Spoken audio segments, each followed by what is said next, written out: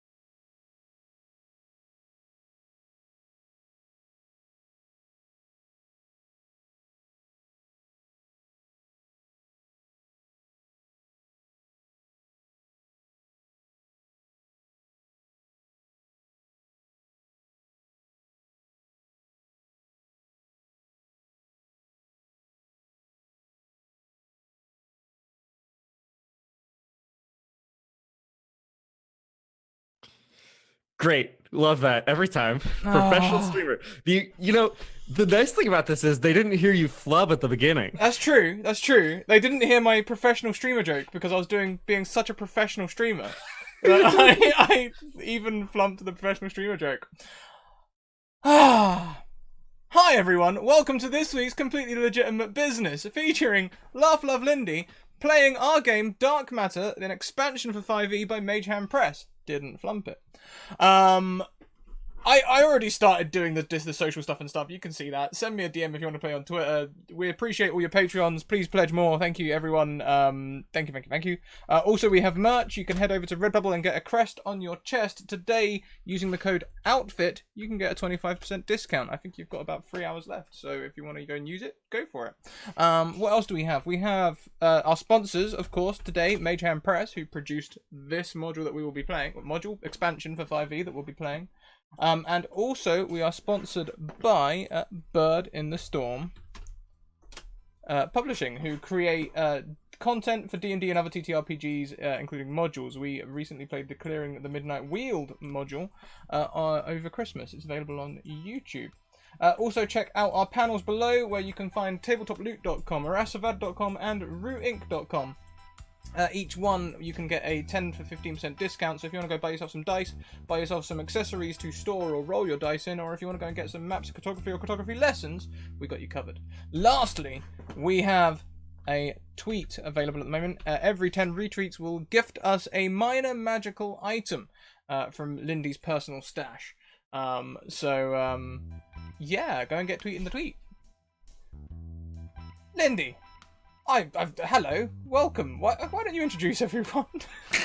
Hi! I'm Laugh Love Lindy, and I'm ready for space. So, yeah, that's me. I'm Laugh Love Lindy. I'm the DM here tonight. I almost said Keeper of Arcane Lore, but that's Call of Cthulhu, and that was earlier this week. But hi, I'm here for D&D in space. So we're going to go around, we're going to say who we are and who we're playing. And I'm going to take these glasses off when we're done with that so I can actually see what I'm writing as we go. So, we're going to start around with Speedy. Hello, my name is Speedy. You can find me everywhere as Not So Speedruns, and I am returning to my role as Junk R, our friendly Vect mechanic. He loves traveling through space with his friends, making new friends with the only way that he knows how, by telling jokes. He's a little bit rusty, and we're gonna fix that. We're gonna get him all nice and fixed up. I'm excited to be back with all my wonderful friends here. Thank you very much, everyone. We've already hit 10 retweets. Oh, that's a minor magical item. We'll roll for a d4 to see who gets it after we finish intros. So let's go on down to Marcy. Hi there, folks. My name is Marcy Vellon, and today I'm playing Captain Lysander Fox, who is a half Djinn, half Genocide Star Pact warlock, and it's going to be the pact of the chain for her with her beloved critter Stargoyle, who is a dragon, tiny pseudo dragon made out of stars. Adorable. I love me some Stargoyle. Now we're gonna go to Sassy with Sander. Every time, almost on mute. But hi, I'm Sassy with Sander, and today I'm going to be playing Ish, who is a near-human fighter, and she is feisty and likes to beat things up. And eat. Eating's important. I highly agree with that. So, last but most certainly not least, we've got Scraticus. Hi. Oh, hi, guys. I'm Scraticus. I play over on the Scraticus Academy. No, I'm here. Hi. What are you doing here? Today I'll be playing Johnny Deep, the lucky, maybe, pirate. He's not been so lucky since he was in space. Treat him as nice. No, less suckers, I suppose, in space. Of the nautical variety. Yes, hello, I am here. Fantastic. Let's go, I'm ready. Sort of ready, yeah. Oh, also, starting off today, Lindy has 1 reroll, Speedy has 1 reroll, Marcy has 2 rerolls, and Sassy with Sander, 2 rerolls. Excellent. Love the rerolls. So, who wants to do a quick recap of what happened last time? You don't have to all volunteer at once. It's been 2 weeks. I have very little memory retention. All right. I do recall what happened. Okay. So last week, we completed our transaction with the space elves for the Manders, whose an acronym I do not remember. That's fine. Meanders. Street. Meanders. So we sold off these meanders to these space elves for a lofty sum of cash that was ours to spend as we chose. So we made headway for any place we could find as our two compatriots who are still suffering from the effects of these meanders were resting, and we decided to help out a ship who we were receiving a distress signal from. Went poorly. For me, everyone else succeeded very well. Everyone else was great as we fought these space void zombie things. Yeah, I think the technical term is and then we looted the ship after finding out that I have some sort of weird condition that makes me explode from the inside out. Maybe she could get looked at. Junk R did a great job of like just looting everything. Johnny Deep fenced with zombies using a pool cue, and Sassy, what's your character's name? Ish broke out of her fear and fought the freaking zombies. It was pretty good. And then we shared a drink. Yes, we did. Yeah. It was beautiful. Now you guys are at a little spaceport on the fringes of space because you figured it'd be good to refuel and just check out the area before heading to a maw portal to make a hop back towards, the center of this system. It's fine. But before we get back to the little tavern, little saloon, so to speak, known as the Wingnut, we are going to roll a d4 to see who gets a little magic thing. So Scraticus is going to be 1. See with Sander 2. Why am I not calling you my character's names? Junker 3. Lysander 4.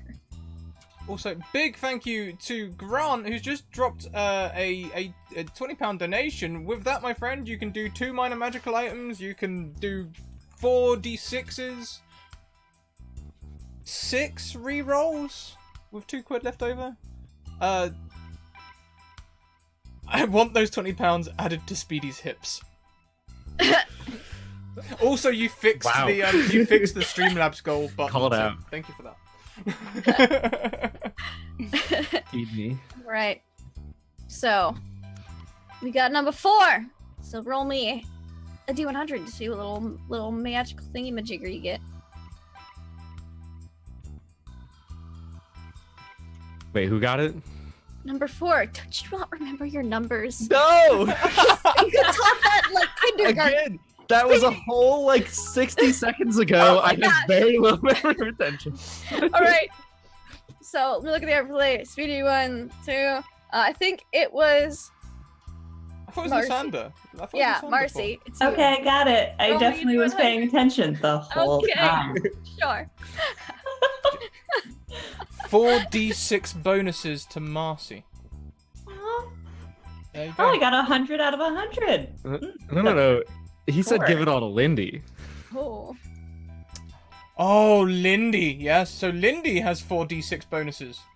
Oh, thank you. That's also very nice for me.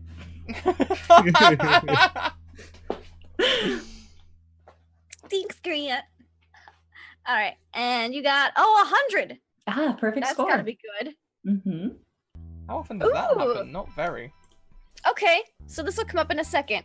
One in So you 100 times. enter into this, the Wingnut, and they sell wings and nuts and liquor. There's a bar, which I believe Johnny had beeline straight towards, along with Junkar.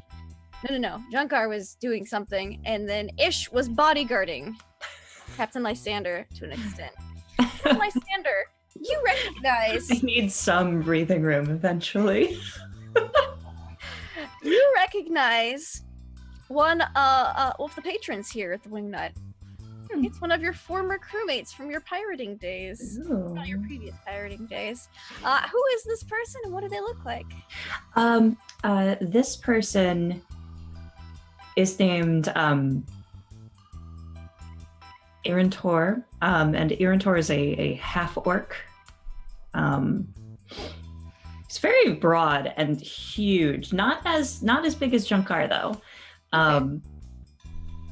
But they have a soft spot that I learned about on the ship, and that soft spot is they actually really like growing these things. They're very similar to Venus flytraps, but they will eat anything, not just flies, but like anything resembling like flesh, I guess. Mm-hmm. Which is kind of terrifying, but they also like putting bows on them and stuff.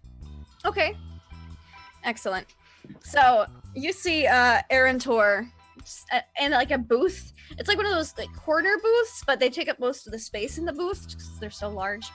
And they got their like a braid kind of coming over, like they've been growing out their hair. Looks real nice. And you see they're kind of just sitting there with a drink and looking at a magazine. They haven't noticed you enter.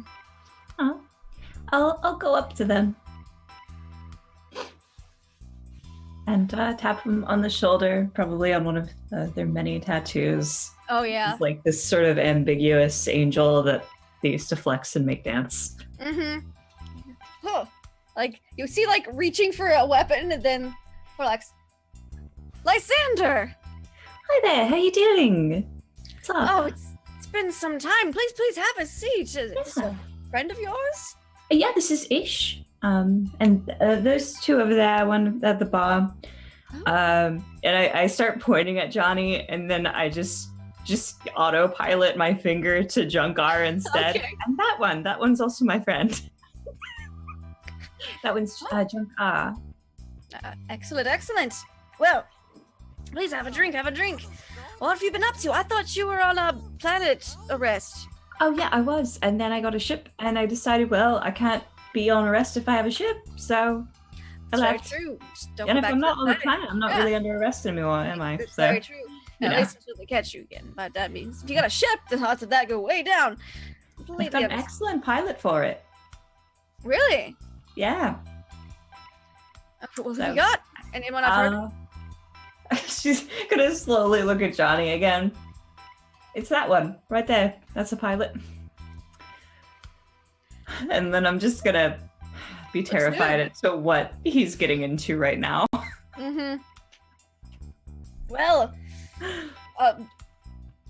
your first drink's on me then, in celebration of your new ship. Your crew on it. Who's your captain? Anybody I've heard of? Iranto, I'm the captain. No, It's my ship. you're not pulling my leg here. Mm-mm. No. Got your own ship. Well, look I at am. that. Look at you go. They're gonna slap you on the shoulder a little bit, which is a lot more than. His hand's like the size of my shoulder. Look at you go. Like you're on the Thing. other side of the booth, and it just reaches over the table. It's just gonna immediately like look very intently and grasp her hammer tighter when they like slap her on the shoulder. Oh. All right. Well, let me order a drink. What will you be having?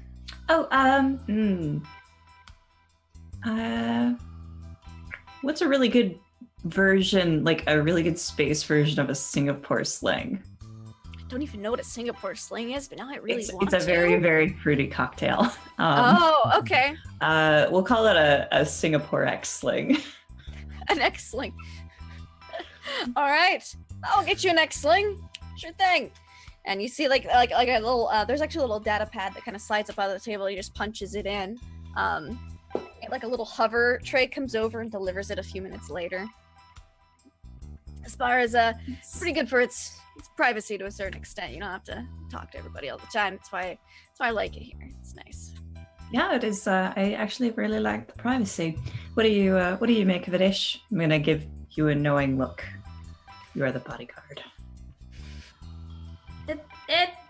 It's fine for now. And she's gonna stare down the giant and being at the other end of the booth. Mm-hmm. They do not seem intimidated at all. May I say It's thank just you trying. very much to Grant, who donates again, this time giving 3d6s to Ish, because your name is Ish, and thus also helping us hit our stream goal today. In fact, pretty much single-handedly meeting our stream goal for us. But thank you so much, Grant. appreciate you. Awesome. All right. Oh, excuse me. So they don't look intimidated by you at all, and they're like, well, why don't you tell me about your ship? And before you do, we're gonna cut over to Junkar and Johnny. What are you two doing at the bar? Right. Junkar is watching whatever Johnny is doing, like trying to make sure he's not getting in trouble, but also trying to just scan the bar as a whole, looking for, I guess, first any signs of like robot or like Vect activity, or any interesting scrap or mechanical parts around. Okay, give me like a perception check. All right. If I fail this, it's because of Johnny.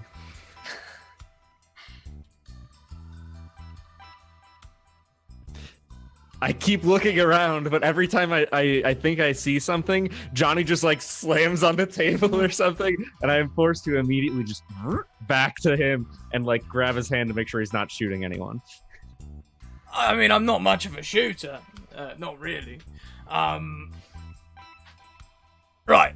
Junker, pay attention. Pay attention here. Look, me, look. The thing about you, Junker, is you're adorable, right? We've got to use that. We have to use that. So here's what's going to happen. When the bartender comes over, or the barmaid, or whoever they are, why don't you start telling them a lovely joke? And distinctly pretend you are not with me. Huh? Why would I pretend that I am not with you? We are friends. Yes, but for just a moment, I will sneak away and I will return with more things than I had before. How are you going to do that? I'm going to purchase them legally, Junker. Oh, okay. This makes sense.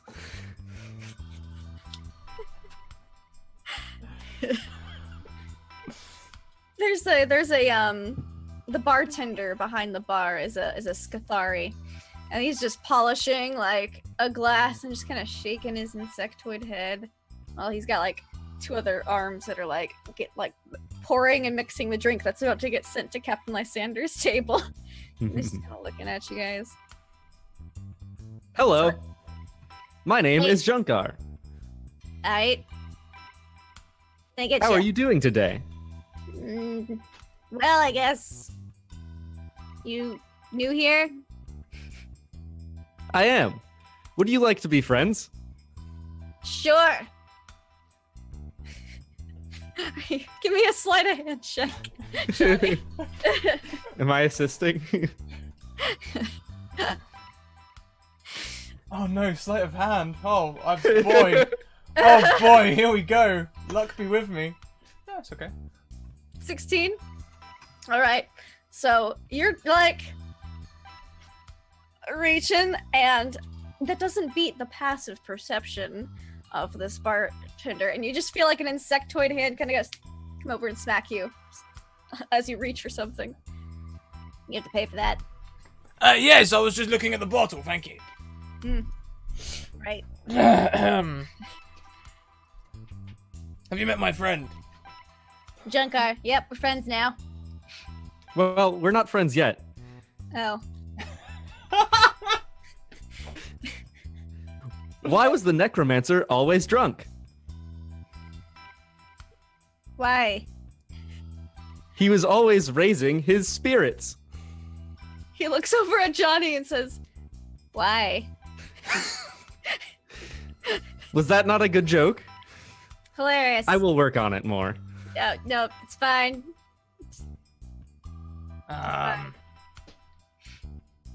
Maybe you prefer, I don't know. Alright, I'll buy a round. Junker, what are you drinking? Ha! Looks like Lysander's getting herself sorted as well, and Ish over there too.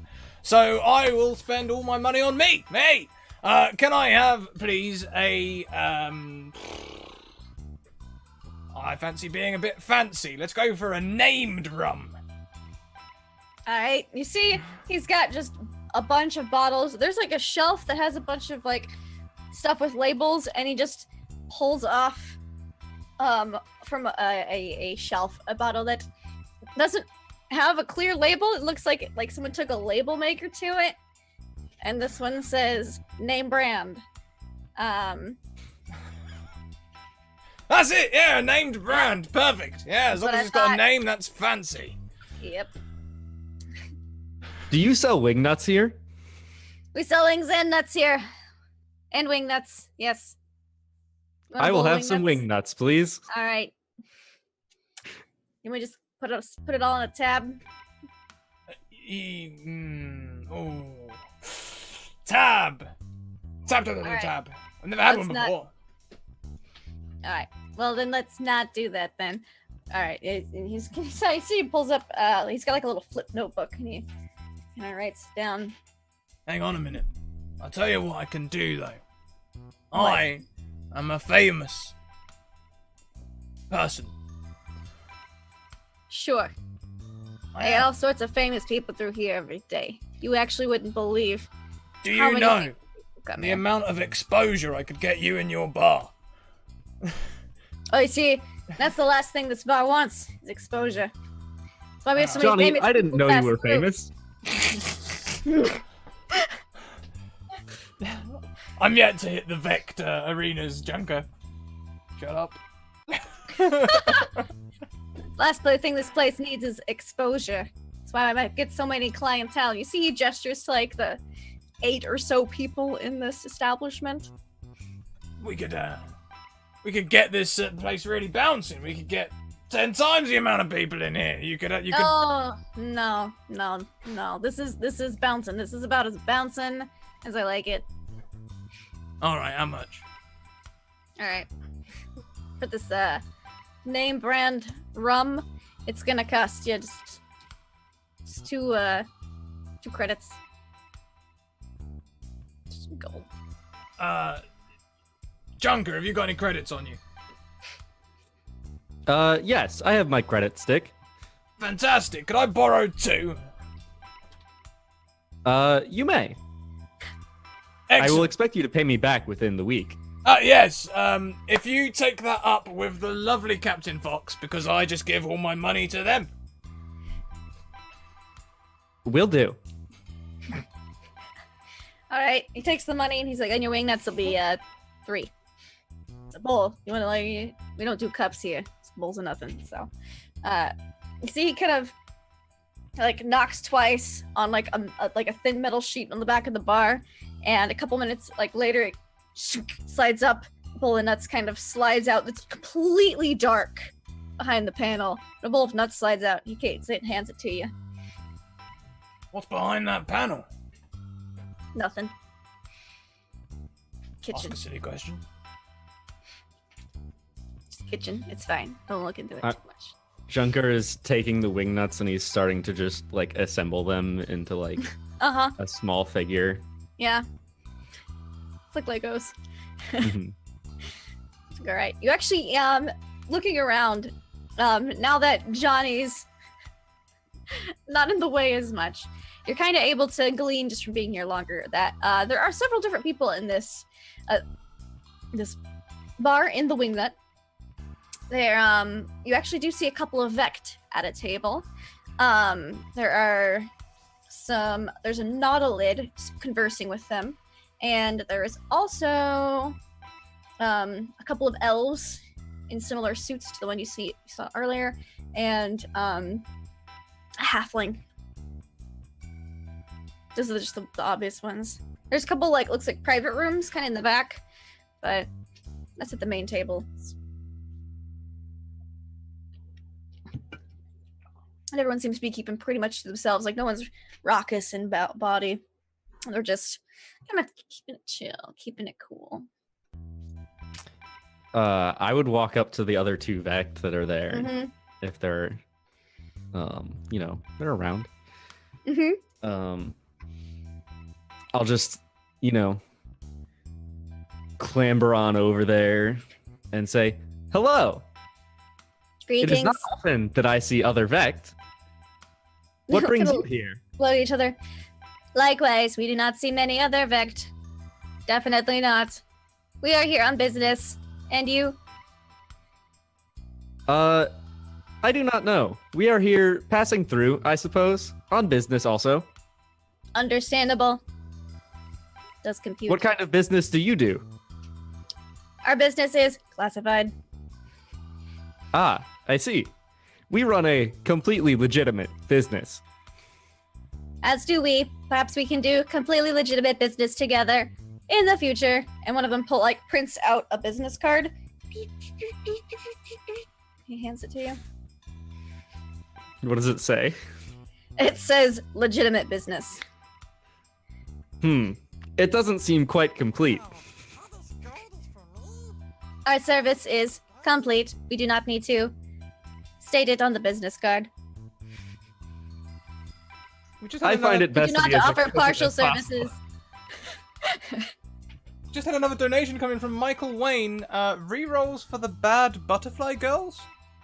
That mean something to someone other than me? That's not an in-joke? Okay, if you could let us know who that is, Michael, that'd be fantastic. I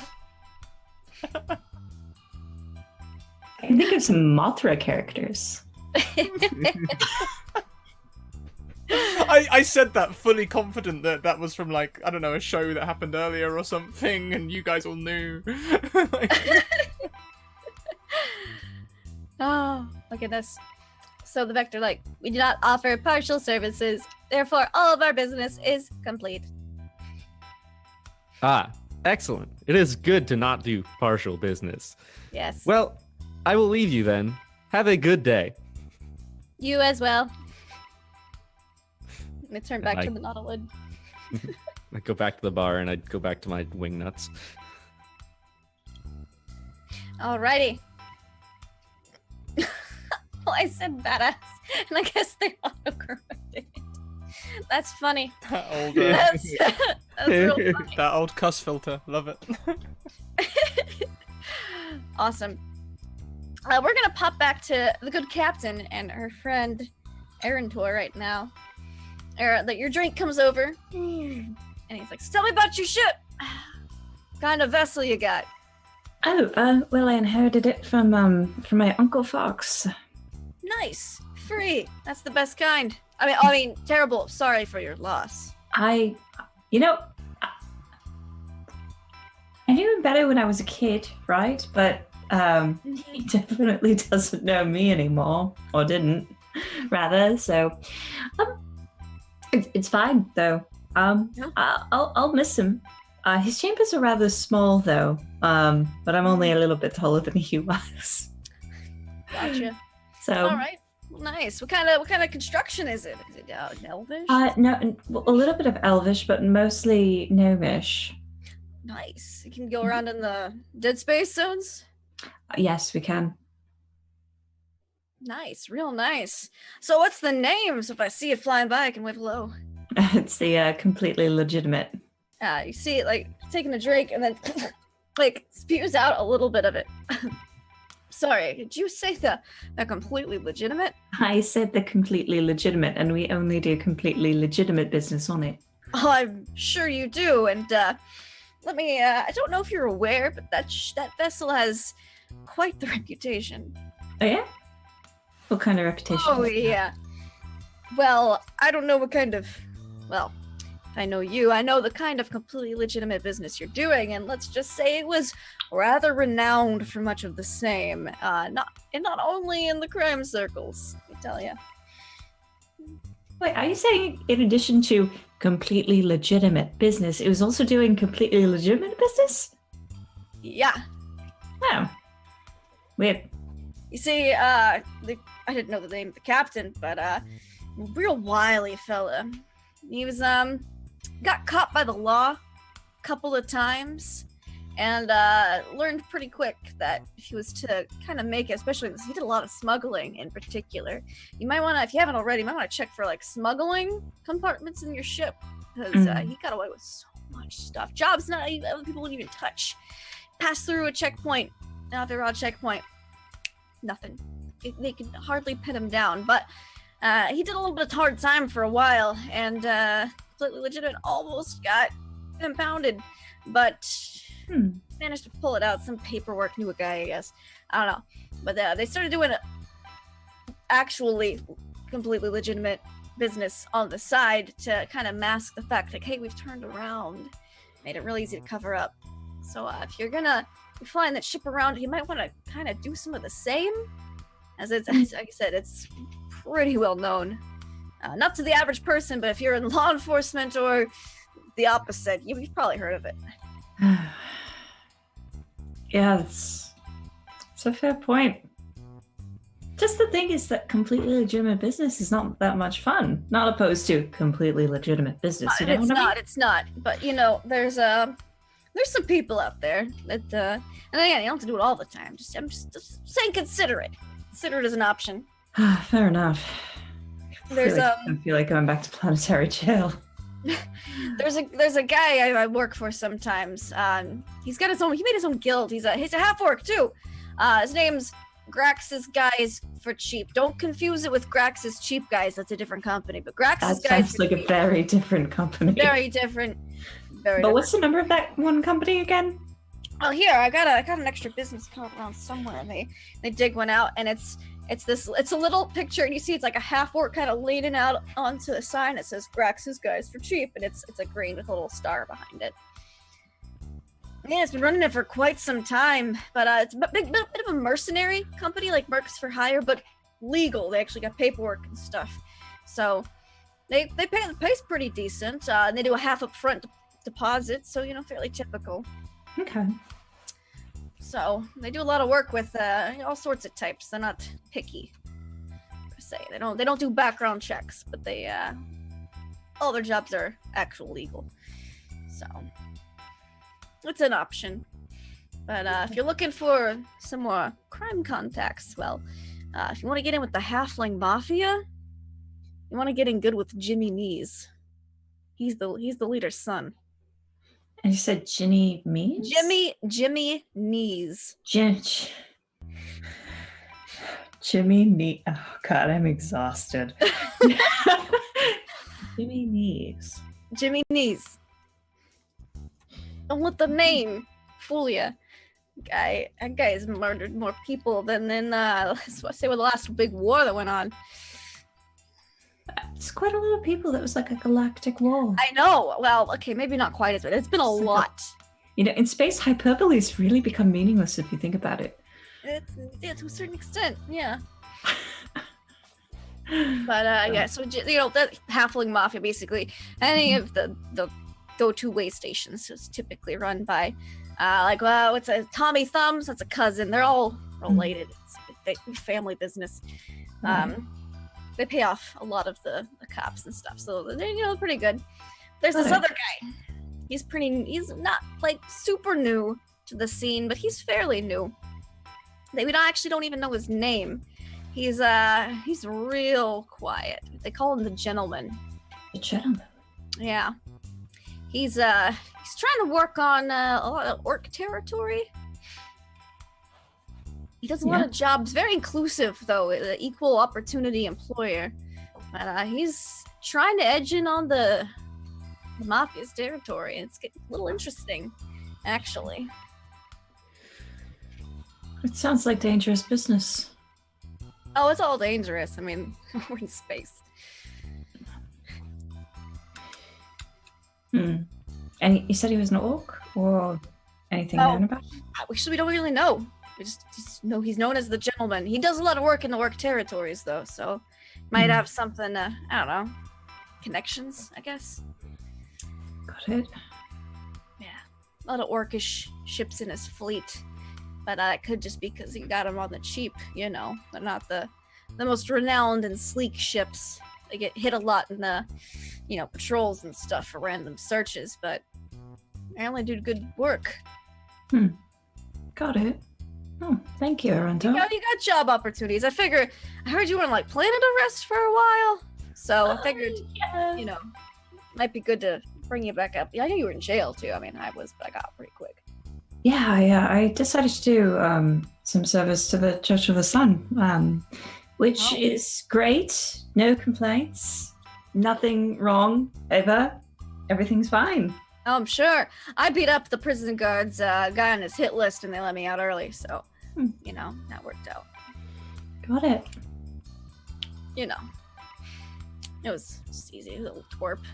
But really just pissed off a lot of the guards. So I took care of the guards' problems. The guards took care of my problem. Let me out real early on good behavior. So. It's pretty good. I wish I had done that instead. That sounds so much better. But I'm not really strong or I anything. didn't have to join Church of the Sun, so. But cheers to us being out of jail and doing some good work. It is. Oh! Also, I know there was that one time where you kind of saved me from getting jettisoned out to the air vac, and I know I owe you one, but I've got it. I've got it right now. I didn't forget. I don't forget debts. Lysander thinks back to that moment, realizing in an instant that she was the one who caused that situation to happen, and just her face just clams up, like straight, like. Oh, don't worry. I didn't forget. It was real bad. I mean, we lost Gerald, but Yeah, no we one didn't liked like Gerald anyway. So No one liked Gerald. no. All right, but In here. fact, everyone was glad. Yeah, it's fortuitous, if you will. So I got this. Pull it open, and you see, you press a button, and a little holographic projection pops out, and it's basically a map of the Maw network. Ooh. This is a fairly updated map, so get you. If your ship's nav is down, or if you just want to cross-reference something, might come handy. Thank you. I'll take that. Thank you. This is an excellent gift. I shall name it Tamagotchi Jr. All right. I named it Hard Candy because it looked a lot real glittery and eyeshadowy. But Tamagotchi Jr. is pretty nice. Got a nice ring to it. And so as it kind of gives you the gift, we're gonna pop back over to Junkar and Johnny. Johnny, you've already drank through this drink. Oh, yeah. Straight Yeah. back. Is that it? Is that all 2 credits spice? Oh, You did ask for the name brand. So, that's true. Yeah. But still, I didn't realize rum came in that smaller quantity. Oh. I'm not complaining. Hit me again. I'm fairly sure I've got lots of money. All right. I'll pour you another one. Same stuff, or you want something harder, lighter? Oh, better, hell, faster, look. stronger? What do you I want? go for something cheaper. You give it to me in a bottle. Yeah, I can do that. Excellent. I'll have a bottle of cheap rum. All right, Who bottle went will for buy you this. named brand annoying? He says, same cost, you can get this, or you can kind of look around. I can tell you're a heavy drinker. He pulls out another bottle, and this one's got 3 X's on it. He goes, for twice the cost of this, you can get a whole bottle of this. Sold. All right, he slides it across to you. Again, I don't actually carry any money. Yeah, he looks over at Junker. You this guy's wallet for right now. I'll pay you back, Junker. Pay you back. Yes. How much? All right, that will be 4. Just 4 credits. That's it. Oh, that's all right. Look how much I'm getting. A whole bottle. That's all right, innit, Junker? I assume that's a good deal. Fantastic deal. Yeah, and you look at the X's, and they're actually little words just crisscrossed. And this is apparently, it's called Hooch from the 3rd Moon of Tribune. Look at it, and you're like, oh.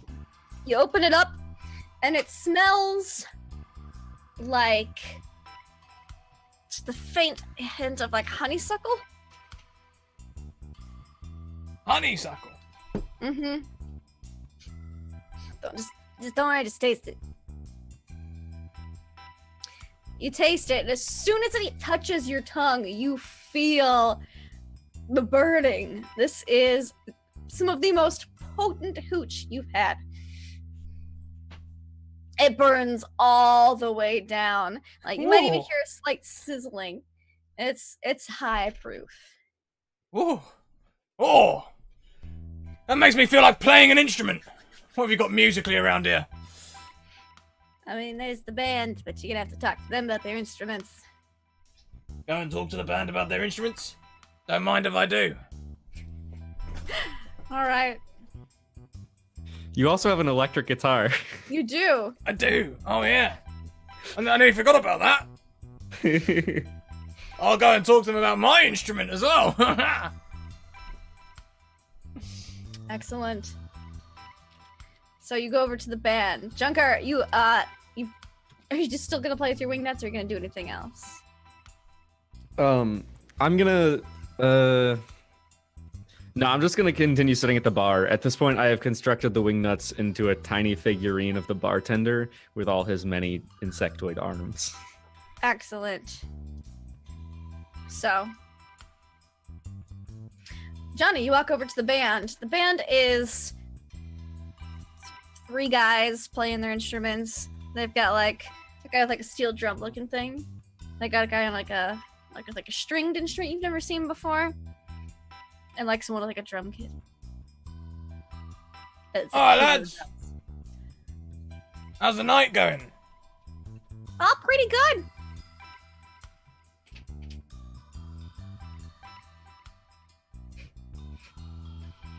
How you doing?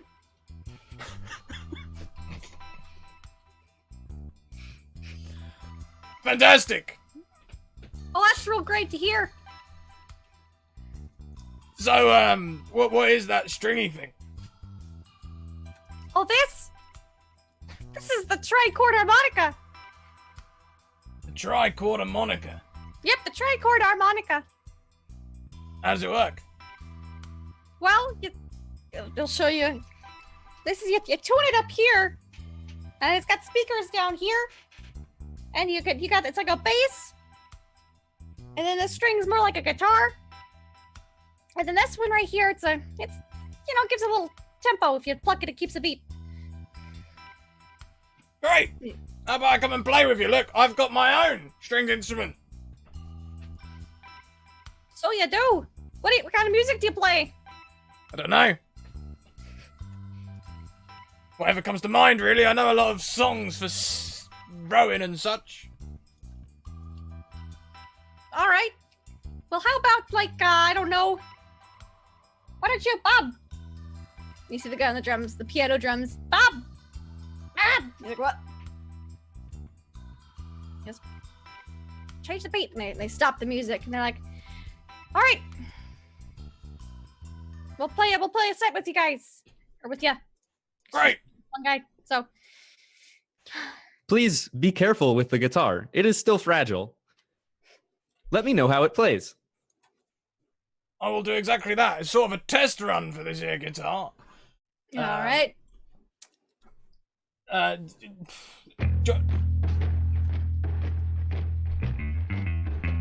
Give me a performance check, Johnny.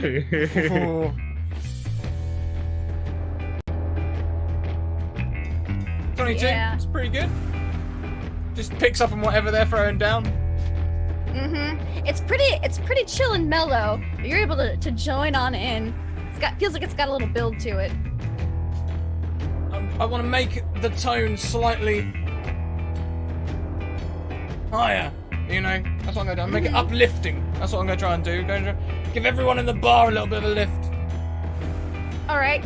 How much of a lift? Let's not go crazy. There's only 5 of them after all. All right. So you're gonna try to make it a little bit higher. You on guitar, you are able to kind of just try to elevate little by little, and before you know it, the song's kind of changed a little bit, and it's more upbeat. A few of the patrons kind of look up and over at the band, and they see that guy who was being a little crazy by the bar, and they're just kind of like, like it's still playing music at least, so. Johnny is happy. He's in his happy place right now. Excellent. So, the rest of the group, you see Johnny playing with the band, and it's actually pretty good. You didn't know he could groove like this. This must be what he is famous for. The bartender's kind of like, yeah, guess my son. Never heard of him though. We always hire musicians we've never heard of, so I guess we could consider him for a future gig. What the hipster bar? God damn it!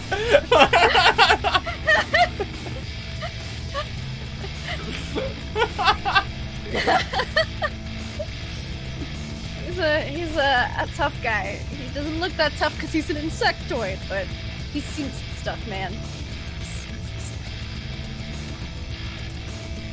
But Ish and Lysander, you guys still just chilling and hanging out with Aaron Tor? So maybe, I don't know. Eventually we'll need to cut off this conversation because I never like talking to all of the friends for too long. It can get a little bit awkward. I'll ask Ish what she wants to do. Yeah, Aaron Tor will actually excuse themselves after a second round of drinks, as is polite. And they're like, I gotta go tend to my plants. So I'll get you later. Hopefully, not in jail. Maybe with some completely legitimate business. Yeah, maybe. And you see them order some nuts to go from the bar and walk out. I'm gonna turn to Ish and say, I can't believe we have to do completely legitimate business on top of completely legitimate business.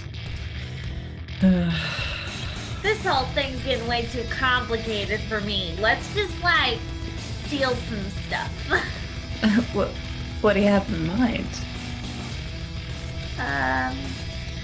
Well, I'm hungry. We could steal some food. We could. Do you want to steal it from the kitchen, or do you want to leave this place and find a place to dine and ditch at? What do you want to do? You know, I don't know. Maybe let's try the kitchen. Sure, why not? It's just gonna get up. Is there like a door to the kitchen? You actually don't see, like, usually there's like a swinging door. You see the bartender's been knocking on a steel plate that just kind of slides up and slides down, but you notice a very similar steel plate at the very far end of the bar along the same wall, but it looks door-sized rather than just food pass-through sized. Okay. Play the same song! Play the same song! Is the bartender mesmerized by Johnny Depp? Well, he's not. He doesn't appear to be memorized by anything, but he is kind of probably listening to another joke from Junkar, maybe, or Junkar's talking. There's another patron who's also just walked in and has ordered something, so he's mixing that drink right now with like two of his arms. Ish is gonna turn to Captain and say, "Okay, I see a large metal thing the size of a door, and I think that's the way to go. So, can you hold this?" And she's gonna hand her hammer. Sure. I'll be back. All right, have fun. Ish is immediately going to drop to the floor and start army crawling across the room. All right. She's trying to be stealthy. Give me a stealth check then. Well, let's see how this goes.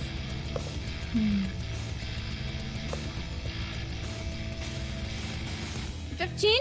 You feel pretty stealthy. Okay, well, she's heading towards behind the bar where the big door is. And she's gonna army crawl her way. Yep. She's gonna pause when she hits the bar. And she's going to curl into a fetal position and begin to roll. Okay. Until she's right at, I assume that, I assume it's like the bar and the wall and then the door's on the wall, is that correct? The door's on the wall. Okay, she's gonna roll to the door. And then try to open the door. You try to like, there's no seam. There's no like hinges, but it does slide up if you try like pushing on it. She'll do that. She'll slide it up. Yeah, kinda and then peek slide it up in. just enough to crawl through. Are you peeking? It's pitch black. She's just getting up for it. Nice. She'll turn back and like wink at Captain if Captain's watching. Yeah. But she's gonna crawl in and shut herself in. Okay. Do you have dark vision? No. Okay, it is pitch black. What do? You just gotta feel your way around? Yep. She didn't think this through. Meanwhile, I'd like to go over to Johnny, like sort of move my way through whatever meager crowd is available in the seedy space dive bar, and extend my hand to give him a high five.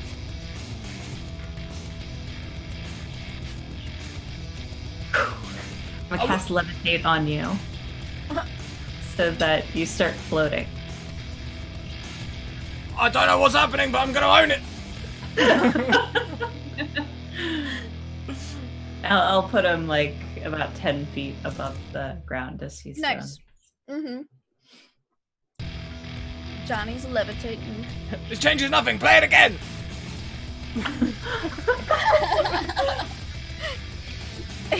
What is your passive perception, Junker? 11. Alright, yeah, you definitely don't notice Ish roll past the counter. You see the bartender kind of glance down, shrug, and then keep going, like clean in the cup and pouring drinks. Ish, inside the kitchen, it's pitch dark. How are you going about searching for foods? So she's definitely, I assume, still on all fours. Yes. She kind of crawled her way up there. Mhm. So she's looking. There's fridges in space, right? Yeah. Oh, definitely.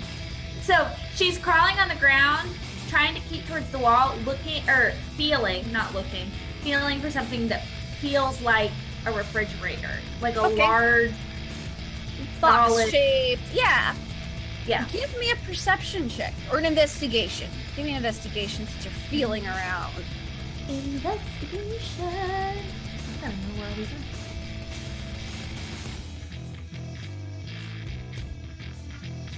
Seven. Feeling around, it feels like wall, and then you feel something wet, damp, kind of slimy, cold to the touch. Oh, I have a bad feeling about this. Who's gonna say that? Oh, I've got a bad feeling about this. You feel the cold, wet thing, like if this is your hand, you feel it kind of wrap around your hand. Oh, she's immediately gonna start freaking out and she's gonna punch it. Okay, give me that unarmed attack. How do I do that? Is that strength? Just make me a strength check, yeah. 21. Yeah, you definitely make contact. You're real strong. It's normally a 1, but give me a d4. Okay. So, 2 points. You feel your fist sink into, like, there's not as much resistance as you thought. It's more damp, kind of cold, like, you feel the, as you kind of sink it and pull your hand out with another, as it pulls out. And you hear in your mind, can I help you?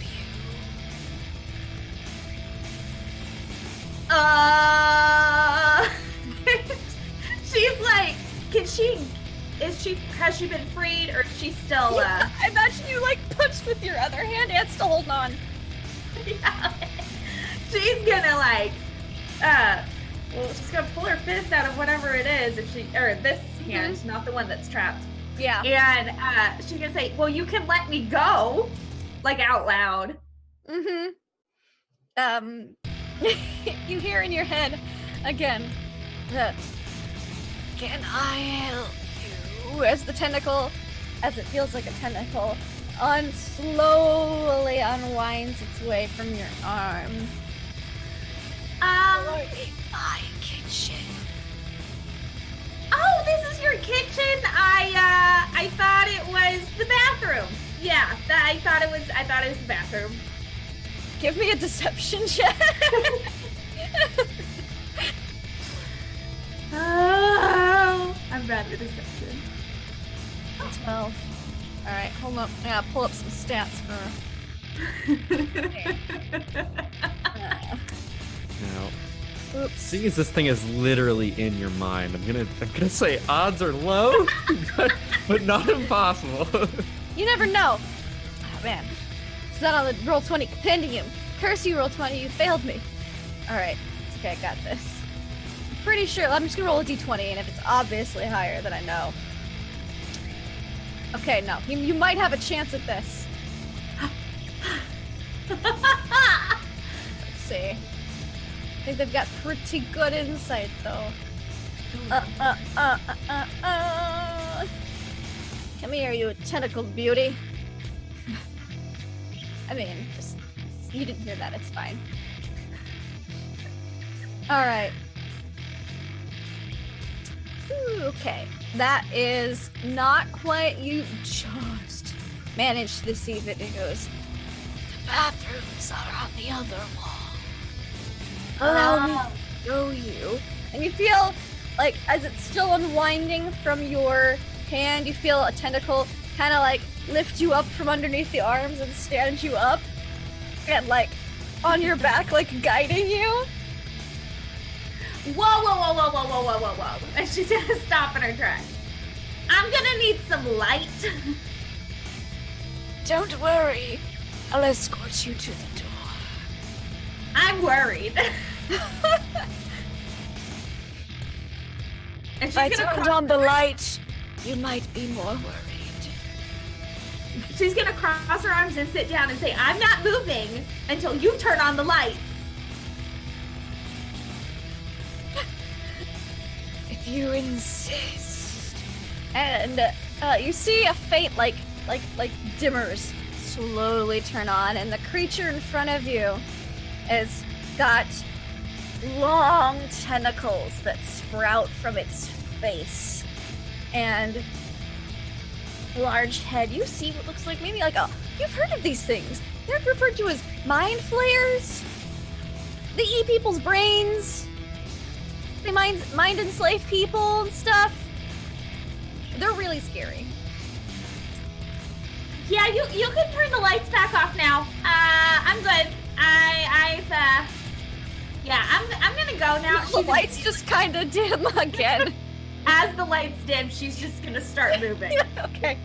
She doesn't know where she's going, but she knows she's going. You feel a guiding tentacle lead you towards the steel plate.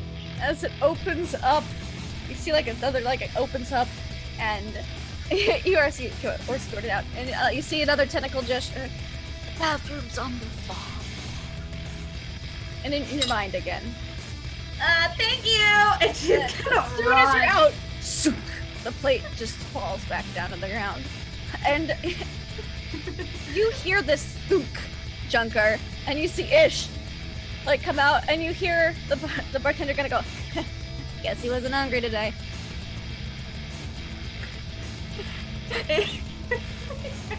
It's just gonna like collect herself and like quickly start speed walking. Ish, what were you doing in the kitchen? Would you like some food? No, I'm good. And she's gonna run to Captain and steal her hammer back. Okay. Uh-huh.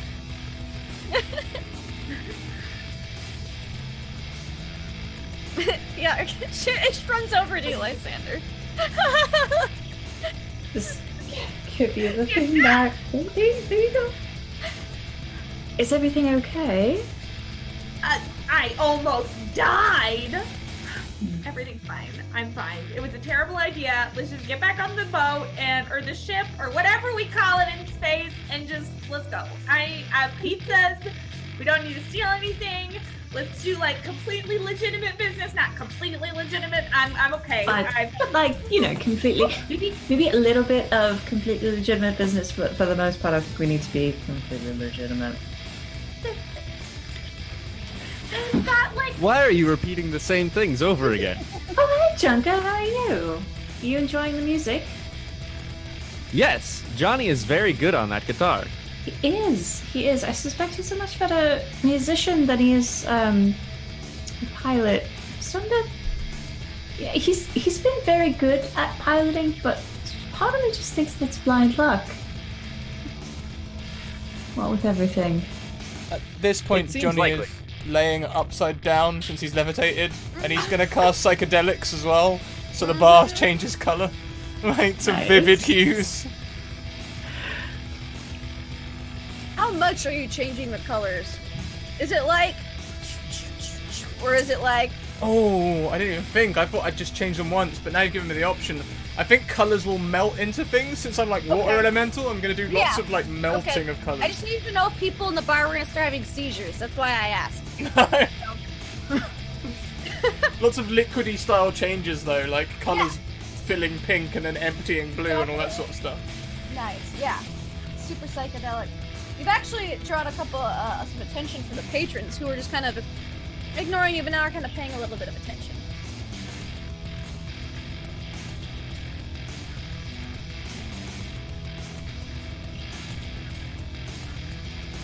Jungar looks around at all the colors changing, confused.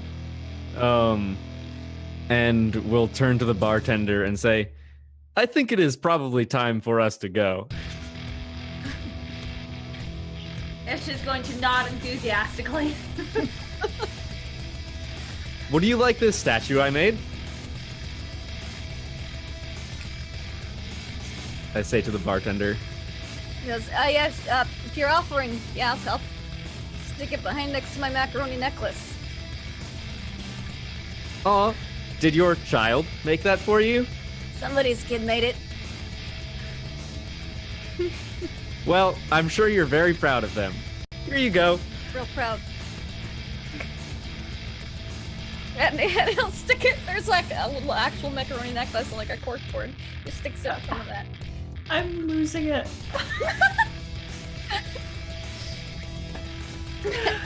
Oh gosh. Okay. I'm gonna go up to the bartender real quick as we're attempting to shuffle Johnny out and say, any good place to refuel around here? Yeah, you can refuel here. Oh, excellent. Yeah. Like to How do much that do you one. Point out, I guess, whatever the version of the ship window is. Number 4 should be the completely legitimate, please. Alright, so on top Something off, else. quarter tank, half tank, how much, what do you want? How much Top me off, please. Alright. He's like, I just need you to stay here while the boys running off. Good 5 minutes, fill it up. Sure. That way I can tell you the amount. You haven't gone super far. Yeah, no. So it's only about like 20 gold worth, 20 credits to Yeah, fill. my instinct is to treat this like the desert. I don't know if you've ever driven like across the Yes, desert though, but you just that's stop for a good gas. way to treat it, yes. Yeah. I have to through the desert and you start to go insane because there's nothing. There's nothing. There's nothing. And then there's just like a big long road of mirages that like seems like it's gonna take 10 minutes, but then it takes 3 hours. Anyway, that's besides the point. Just treat it like the desert where it's just like every time you can stop for gas, you do. Yeah, that's a wise way to treat that. That's what one of your former captains said. Yeah. If I wasn't a pre-pirate, I probably wouldn't know that, but I have been, so. Big thank you to Devil to Pay, who has 100 Kappa bits for us, saying completely legitimate bits. Aw, thank you. Thank you. Awesome. You can give someone a 10 HP with that. Remind me, were we looking for someone to sell stuff to? Do we have stuff that we need to fence? You have a feeling you could probably find someone to pin stuff to here. What did we have? Just a bunch of You ship have- parts? You have a bunch of dwarven military mining and expedition vessel ship parts. You also have those maps, the maps of the moons that were surveyed. Excuse me, I have like this weird like yawn hiccup that's not quite coming out. It's fine. I've never heard of a yawn hiccup, but I'm It intrigued. feels real weird, let me tell you. I'll walk up to Captain Lysander, and I will say, if we were looking to sell some of those mining rights, I have found some legitimate businessmen. And I will hand her the card of the vets from a little bit ago. I'll look at it. Sure, I'll pocket this for later. I think the initial plan is because we have all the mining equipment, we're actually going to go and mine a bit for ourselves, and then we'll sell whatever we don't mine. Ah. Good idea. There's no reason not to. We have a Nomus ship, so we can do this. No, your ship is full in the cargo bay, so you will have to offload some of the ship parts before you can put ore and minerals and stuff in there. Now, whether you want to depot it or sell it, that's up to you.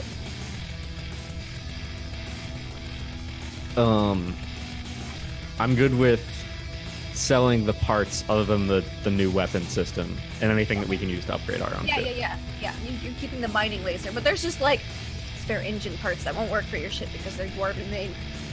All sorts of just random bits, random ship bits that require the ship to go that I don't know names of, but they're all sorts of stuff like a hyper core and a energy slot. The Passinator. Yeah, the plasminator. All those stuff. You have extras of those. They won't fit your ship's compartments, like sizes and everything. So. Yeah. I like to think in a later episode we'll learn that the engine bay is a bit like what's the name of the show? You know, the Star Trek spoof. What's it called? Galaxy Quest, where you have to like navigate things like Yes. jumping platforms and Yes. stuff. All right. So, do you negotiate with your fellow Vect to try to offload these parts? I would allow the captain to do so. Not at all. You know, I don't know the culture of the Vect, and you seem to already have a rapport with them, so I'll trust you with that. You worked in a scrapyard. You know the value of currency. Go ahead. If you insist, I will walk over to the other Vect. And I will start doing some negotiating. Yeah. So the person they were speaking to, the Nautilid, seems to have left, and it's just the two of them. And they have their glasses of what appears to be motor oil that they're sipping on. And they see you approach and they say, "Greetings. Have you come to negotiate completely legitimate business?" I have. We have recently acquired some ship parts from a dwarven mining vessel by completely legitimate means. Of course. We're looking to sell these. Ah, I see. What is the quality of said pieces? They are perfectly intact. The ship was not damaged at all. Oh, quite the find then. And they will, the actual value, and these guys seem to actually work in scrap to a certain extent, as they know all the little things to ask about. And they also know value of things, and they go, "Upon inspection of said pieces, we will give you the scrap and salvage rate. Minus 5% for them being marked by the dwarvish government. Agreed?" Why would their markings by the dwarvish government be a negative? They are legitimate parts. They are That means legitimate they are parts. high quality. However, that also means that they are illegal outside of any dwarvish military vessel. Illegal? They kind of look at I- each other. I just sort of look back towards like the captain and Johnny and just suddenly start analyzing the bar and looking at everyone here. Looking at it. Realizing- Slowly realizing that perhaps this isn't completely legitimate. Perhaps it is not. They're like, we can inspect said parts almost immediately. Captain, they are saying that these parts are illegal to sell. We Oh. should turn them over to the authorities. You know what? Let me handle this from this point out. I say suddenly back in the conversation without having taken a break. Yes. You're like, wait, don't. Oh, they already said it. Yeah, so I'm gonna walk over to the back. Yeah, so basically they've agreed to pay scrap and salvage price minus 5% because they are serial numbered and marked with the Dwarvish government. Oh, okay, so they're still gonna buy them, but they just don't want to pay full price. They just want to pay full price because it's Okay. extra work for them to have to remove the serial numberage and stuff. Okay, great. So I'll just kind of like put my arm in front of Junker, and in the attempt to move Junkar back, I'm just gonna push myself forward instead because Junkar is so heavy. And I'll be like, no, actually 5% cut of the price is absolutely fine. I don't think there's any problem with taking a small cut off the top, you know what I mean? Agreed. So then, upon inspection, we will be happy to transact the business deal. Of course, and I'm gonna look at Junkar and then look back at the other Vect and say, and I'm sure you'll do the right thing with them, these parts, right? Of course, we know the proper procedure and handling protocol. Excellent. See, everything's good, Junkar. Oh, okay. We're gonna corrupt this sweet robot. Just wondering if we could get like a naivety upgrade or something, but I wouldn't want to do that to Junker. He's so pure. We can teach it, like Vector. We keep calling them robots, but Vector aren't really robots. They're just awakened sort of AI. So Yeah. Junkar can learn our ways.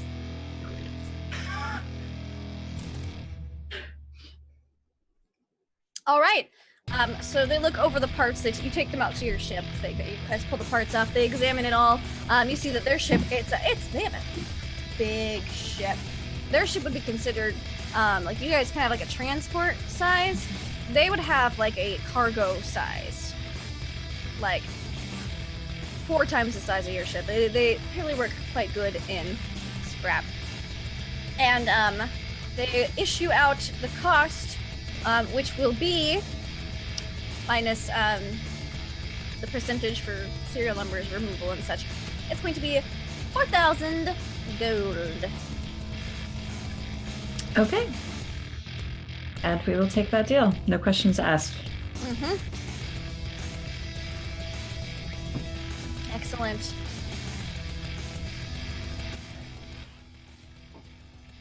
Pleasure doing business with you. A pleasure as always. You have our business card if you are in need of further transactions. Excellent. Thank you. And now that our business is complete, we will now take our leave. I appreciate your time. Farewell. And they will load up all the parts onto their ship, and it appears they're staying here for a little while longer as they head back into the Wingnut. But you guys are fueled up with a much lighter cargo bay and able to head out to some of those remote moons and meteorites to do some mining if you'd like. Who is Or that you whatever were it is. talking to, Captain? Who is who? The person. You were at the table with them for Oh, a while. I was, yeah. Well, that was Eventor. Eventor is an old buddy of mine from my pre-captain days before I was a captain. What Some time. were you before a captain? I was a sailor, a space sailor. And then I'm just gonna keep the smile for. Remember. Yeah, I was A spacer. Yeah, spacer. You know, just a crew member. before I was this. And we had some times. I saved his life in the past, and he gave me a gift. I'm gonna show Junkara this map of the Maw. Mm-hmm. I call it Tamagotchi Junior. That is a good name. Thank you. So, yeah, it's just an old friend and possible contact for us for later, but I don't like hanging around old friends long.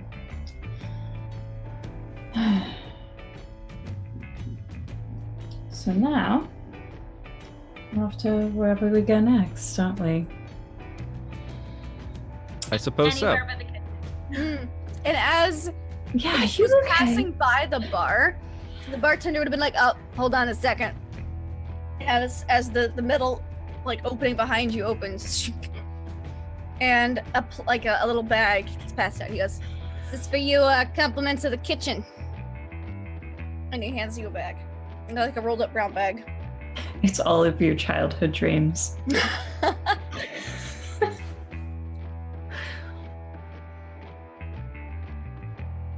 Ish doesn't feel good about this exchange. Had to pass that on before you headed out and have a great flight or whatever. Goes back to polishing his bar. Wait, who got the bag? Is it Ish? Ish got like it's like a bag, brown paper bag. It's rolled up at the top. That was Oh. nice of them. She's gonna like spear it with the the handle part of Like her you can hammer. poke it. It doesn't Yeah. move. No, I mean like she's gonna like grab the bag and like poke it through Yeah. Mm-hmm. to like hold it as far away from her as possible. Okay. Just on the top, like. Yeah, like almost like she poked a hole so it has a handle. Yeah. Okay. Yeah, you do that. It's easy enough. It's paper. And she's immediately gonna exit the building. Okay. She's gonna go. Okay.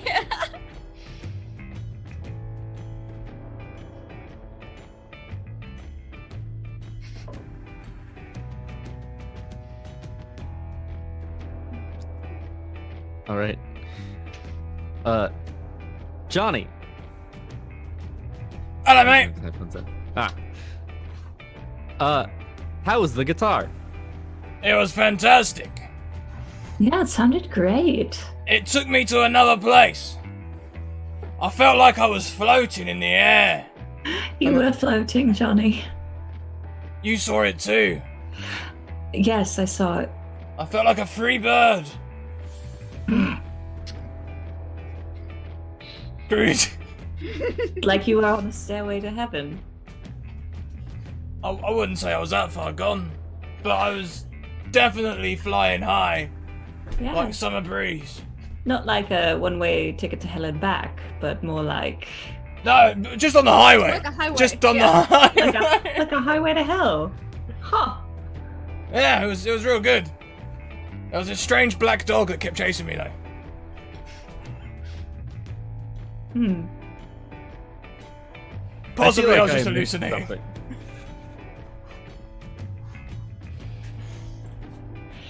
Well, I'm glad you had fun. You're very good on the guitar. Oh, this whole thing now is it's just my fingers. Yeah, I don't know what happens. Get started and my fingers just start going. I've got no. It's like the devil's in them. No idea. Well, I was very impressed. Thank you. You're welcome, Johnny. So I'm having them refuel us. Mhm. We're having those vector contacts of yours, Shankar, remove, and they've already given us cash for it. They're removing the salvage pots we picked up. And I guess that leaves us with a bit of a mining expedition. Mining. Mm-hmm. Although I'm wondering if we should hire some people to go out there with us. However, the contacts that I've just made are only, completely legitimate instead of completely legitimate. You know what I mean? Hey mate, which one's the illegal one? The illegal one is in heavy quotation marks, Johnny. Right, gotcha. That's the right. Gotcha. Yes. So do we want to go and get some people, or do we want to go and get some people? I think we want to go and get some people. Right. And not in the racist sense, you know. Wait, No, so when I've you got use no idea. quotation marks, you are talking about illegal things? God, how could you say such a thing? No, it's very nuanced. You'll get it in time, though. It's fine. I would like you to explain this to me, but we can continue for now. We have a very tight timeline of things that we need to do right now. So we can get to that later. And I'm gonna point off in a random direction. Quick, we need to go find some employees. Yes. The part of the Wingnut is like probably like a mini strip. It's kind of like of establishments along this like gas station, basically. It's fuel port. And so there is like there's another one that appears to be like a laser tag arena. It doesn't quite fit in, but there's the laser tag arena, the Wingnut, and then there is apparently like it's called employment offices. There's like a little line outside of that one. Yeah. And then there's like another one that appears to be kind of like more like a sports bar kind of feel. That one's a lot busier. Mm-hmm. It's got like actual like hit music coming in. You think like a couple of them went when Johnny started playing, and the bartender didn't look very happy about it. He's like, people are coming into my bar. That's great.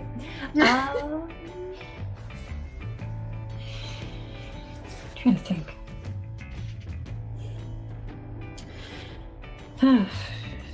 Okay. Let's go and find. You know what? Let's find a small crew of people who don't mind doing completely legitimate business or completely legitimate business. So. I wonder, Lysander, and I will pull Lysander aside, Yeah. away, especially from Junker.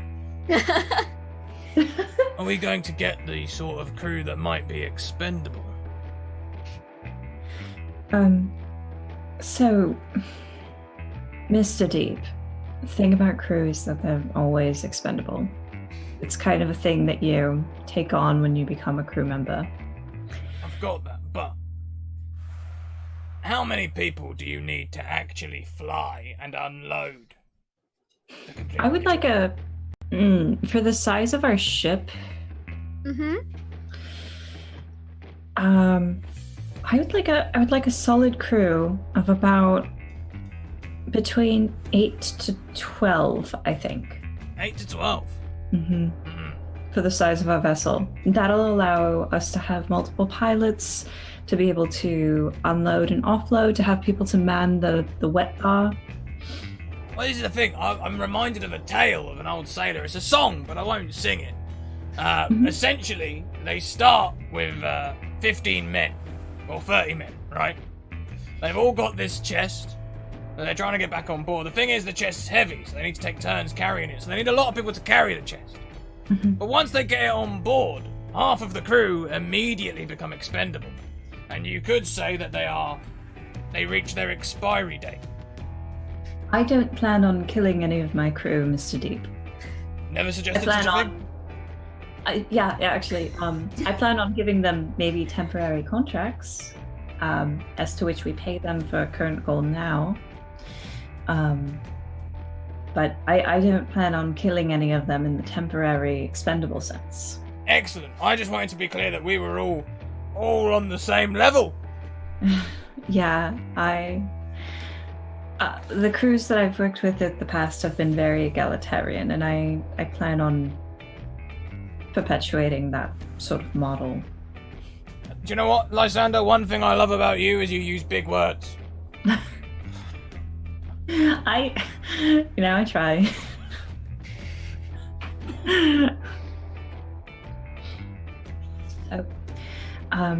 So yeah, in the expendable sense, it just means here that we're going to offer them a temporary contract, and when that contract is up, we won't need them anymore.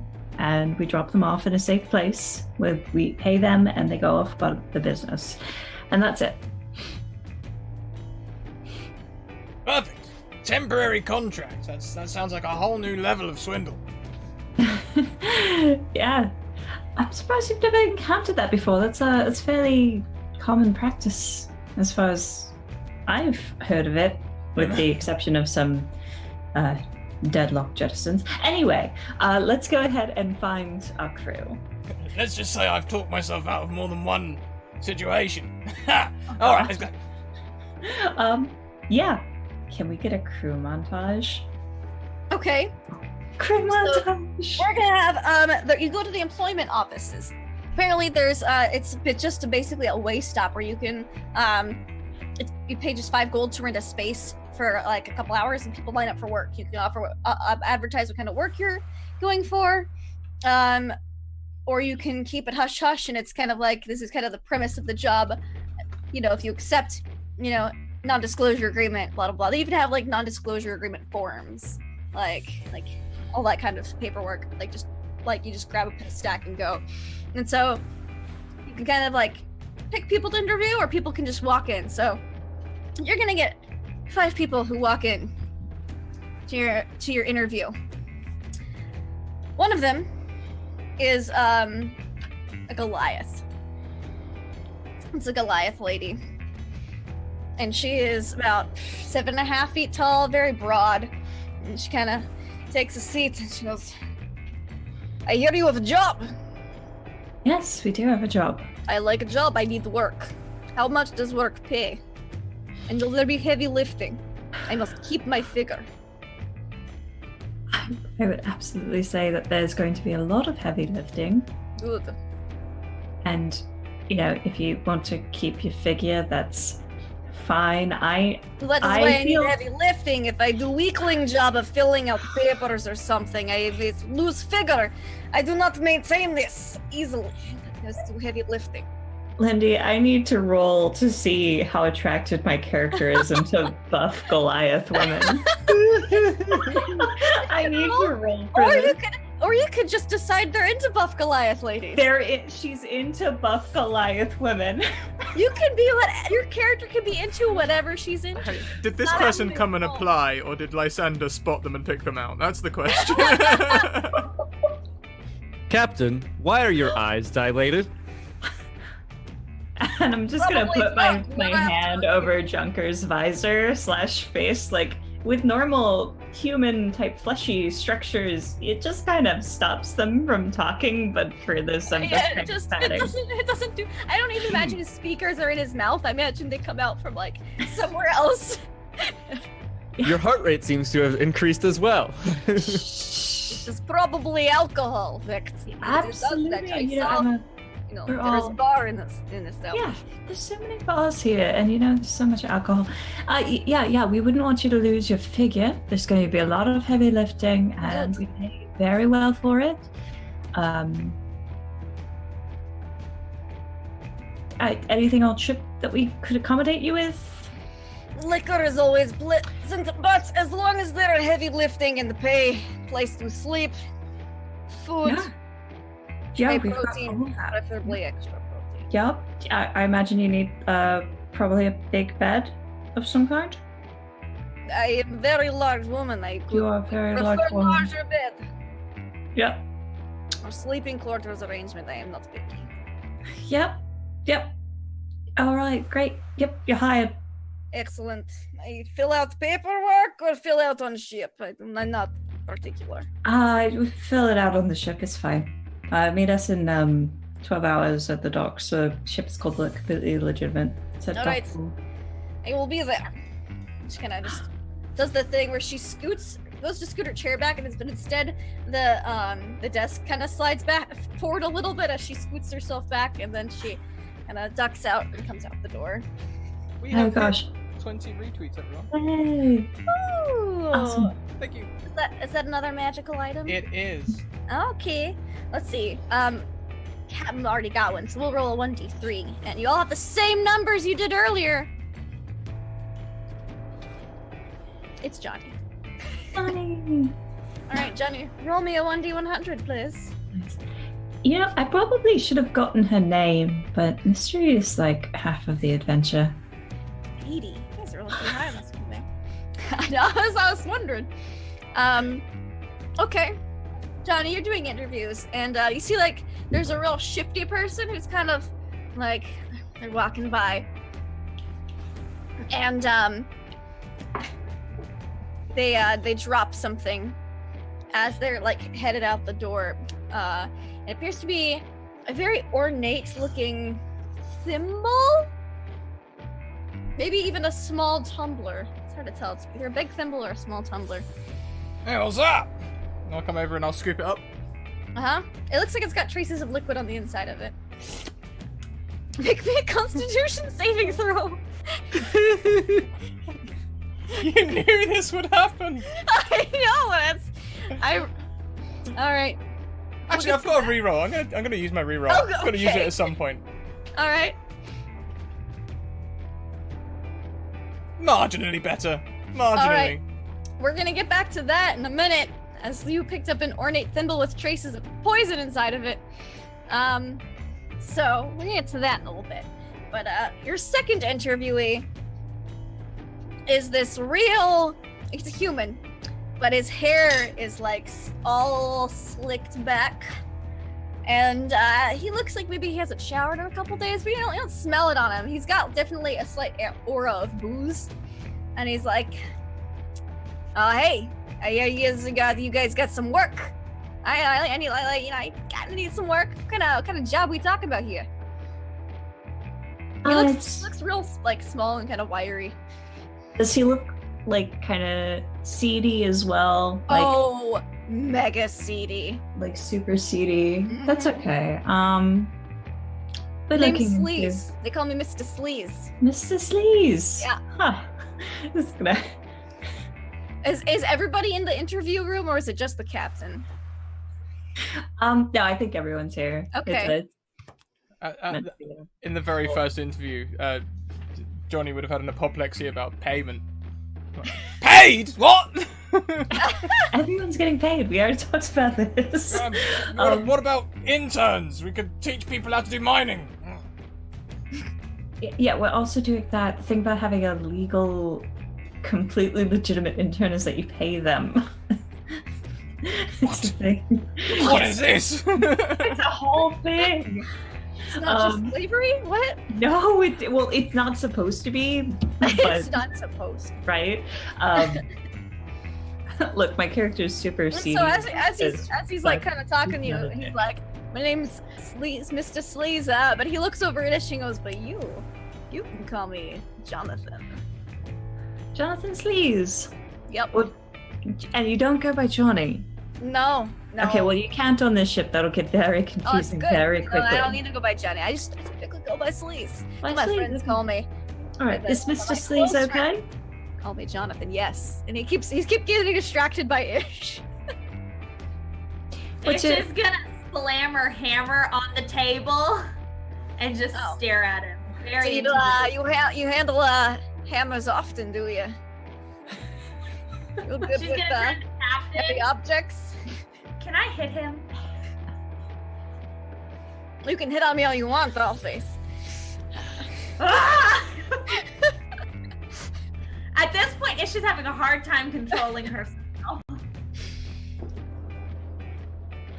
And just so you know, Mr. Sleaze is short for Slizowski. So you know, I say, Mrs. Do you look like you could be a Mrs. Slizowski? I look like I could be an Ish. Now Yeah. listen up. I'm listening to everything you're saying. She's gonna turn to Captain again and be like, I can't with this one. You know, I'm sorry. You gotta get along with all of us if you're gonna be part of this crew. Crew? Mm-hmm. That's what this is for. I mean, it's a Oh. temporary crew membership, but Oh, I don't think this is the interview. I think I'm in the wrong interview room. you might be in the wrong interview It room. might be, but if you ever want to call me later, he kind of writes down, he slides over his number on a napkin. Just you know, my schedule's pretty open. Is all I'm saying. Okay. Got it. Ish is gonna take the piece of paper, crumple it up, step on it, and then take her hammer and start just beating it as hard as she can. Donk.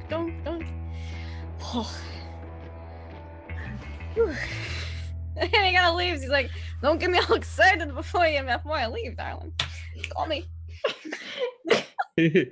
And Junkar then next- incinerates the tiny piece of paper on the ground and then sweeps it up And gently. then next week they were married. I'm fuming. It's just fuming. Like if steam could come out of her ears, it would be bellowing right now. Yeah, and so like Jonathan Sleaze, he kind of walks out, accidentally knocks over potted plant, kind of looks around, tips it back up, but doesn't scoop up any of the dirt. It's laying in the hallway, and he kind of just keeps going, and then you see him like walk into like another door that says audition. He's like, "That's and closes it behind him." Oh, I thought this was his big break. This is gonna be somebody's break. It's not his. I'm going to break him. Yeah, big time. So that was your second interviewee. Your third interviewee is a dwarf with an eye patch. We gotta hire him. Gotta hire this person. Look at him. They got an eye patch. Sure. I'm sorry. What's your name? My name. They call me the Black Whirlwind. Oh, he's got a cool name and he's got a Scottish accent. That's pretty cool. What's your skill set exactly? What isn't my skill set? I It's can a- answer that. It's paperwork. Okay. Sure. And anything you're particularly known for? We're all Cracking inclusive. skulls, It's pretty good. smashing things. You're Dwarven. Any interest in mining? The stereotypes. What's with the stereotypes? Sure, but if you were to answer that question, what would the answer be? I'm not opposed to a wee bit of mining every now and then. Because that's what the job is. Well, if you'd led with that, it wouldn't have sounded racist. That's true. That sounded very racist in retrospect. Anyway, what's the answer? I could be amenable to a bit of mining. All right. The black Santa, Will? please. Please. All right, Black Will is hired. There you go. Yeah, he's got like black hair. It's like long and wavy, and he's got a big braided beard with like a white streak going through it, an eye patch, a bunch of scars. And you actually notice that one of his arms isn't there, and it's just like a metal like what's the word I'm looking for? Like a metal sleeve over it. I imagine Johnny's face might look a little bit like Lysander's did earlier. And, I ship it. and he kind of walks out. He's got a bit of a limp, but not too noticeable. So those are your first three applicants. It's a little bit before someone else kind of walks in. But your next person who walks in is a let's get an interesting one. A tiefling. He comes in and he sits down in the chair, kind of sideways, and he's like, "So you're hiring? What for?" We're hiring for an operation, and I'll give the general coordinates of it. So you're looking for miners. I am looking for miners. Excellent. Well, I am both underaged and able to use a pickaxe, whatever it is they do. I'm mostly looking for the second one. The first Oh. one sort of just I'm both. How old are you? How old do I look? You It's look. real hard to tell his age. Can I make a check for this? Yeah, give me like an insight, Yeah. or I think an insight would be best. Okay. They've got a lot of makeup on. Like, their horns are all curled back. Not great. Hard to tell how old they are. Hmm. Early 20s, late teens? Yeah, like you look fairly young for something like this. My nickname is Jailbait, actually.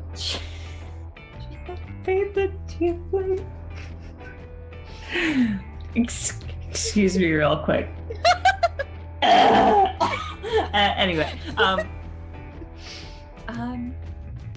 you sure you're okay with going out into space like this? Oh yes, I'm an orphan. So, I mean, there's not a lot of... I have to actually get jobs from somewhere. Not many people are willing to hire minors. So when I heard you were hiring, then I leapt on the opportunity. I'm gonna turn to the group. Folks, are we willing to hire minors? You don't want to be ageist. That's true.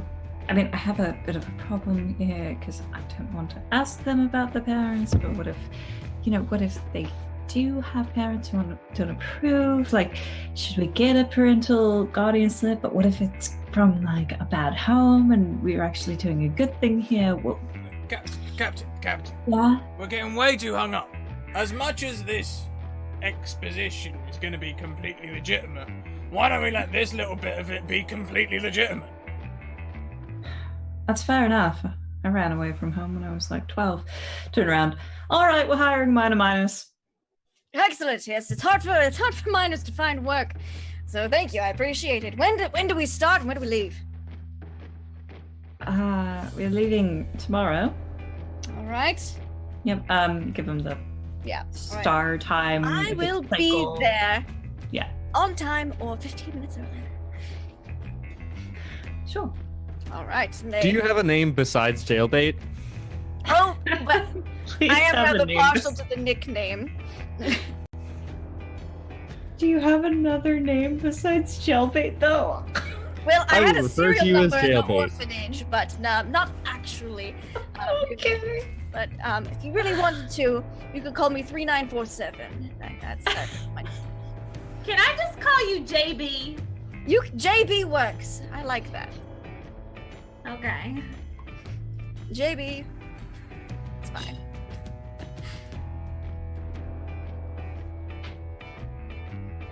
All right, and so JB walks out the door. JB.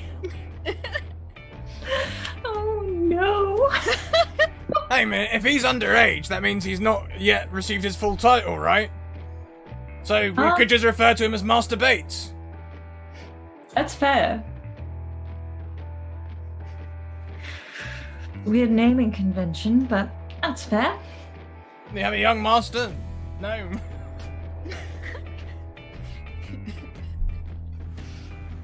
And your final. Excuse me, hold on. I've been talking too much today. Just kidding. I never do that. Your last person employee application comes in near the very end of the day.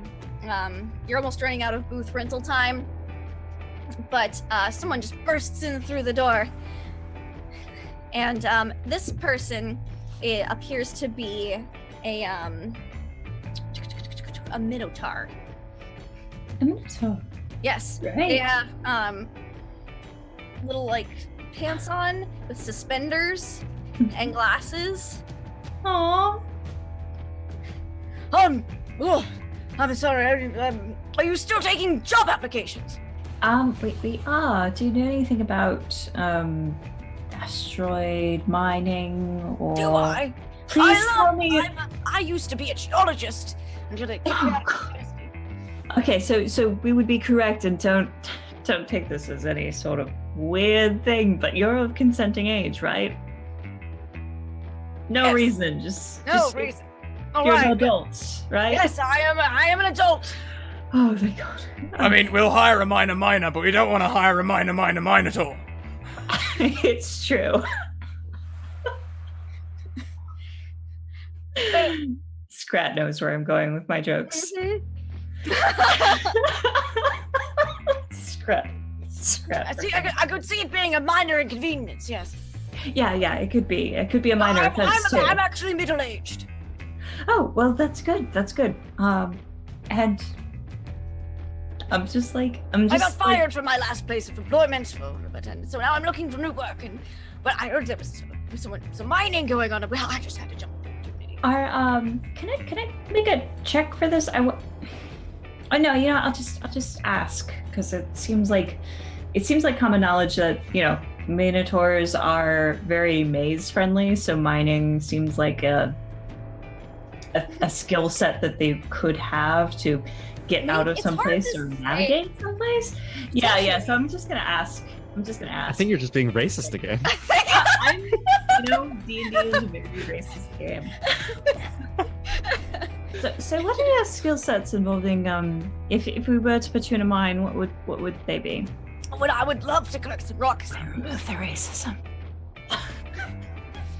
Well, I would like to collect rock samples and study the mineral count to find the best veins to process for the mining. Mm-hmm. That's my specialty. Of course, I do actually know how to operate mining equipment, but sampling and determining where the richest veins are is my specialty. Sure.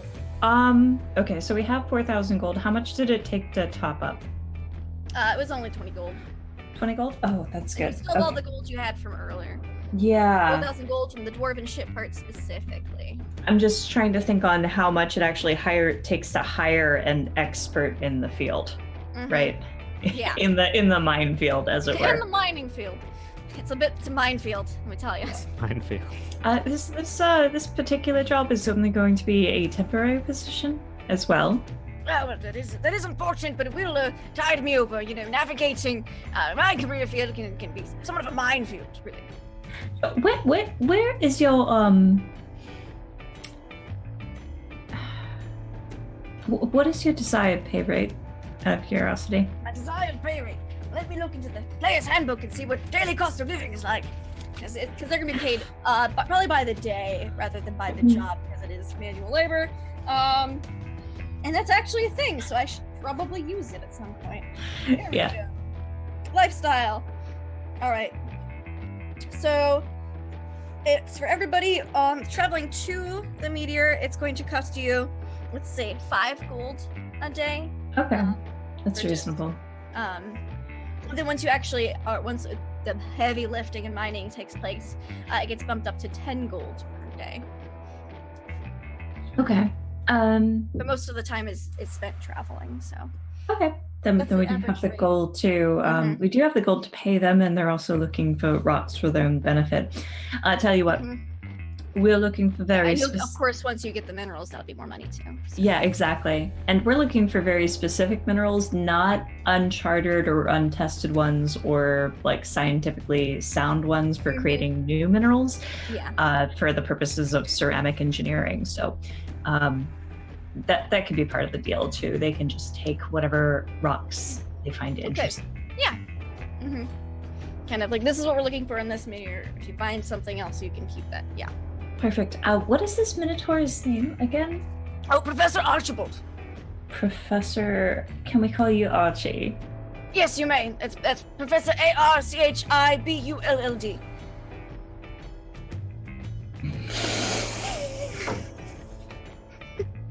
Lindy. Oh man, it was just utterly bold, you didn't go half and half when you I like to grab the top. You just went whole. I did. You went whole with that one. I did. I'm dead. Yes, Professor Archibald. Okay, great. Perfect. That's the Archie, Professor Archibald. All right. Well, you hired. We're leaving tomorrow, given the time and the dock and.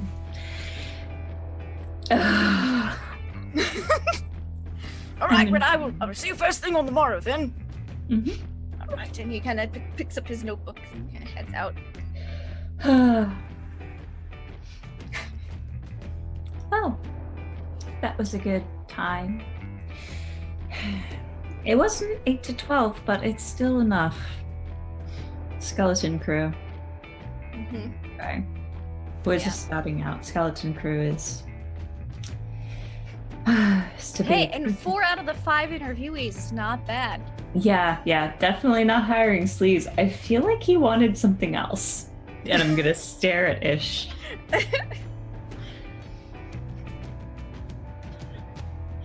Listen, all I care about is I'm not sharing my pizza.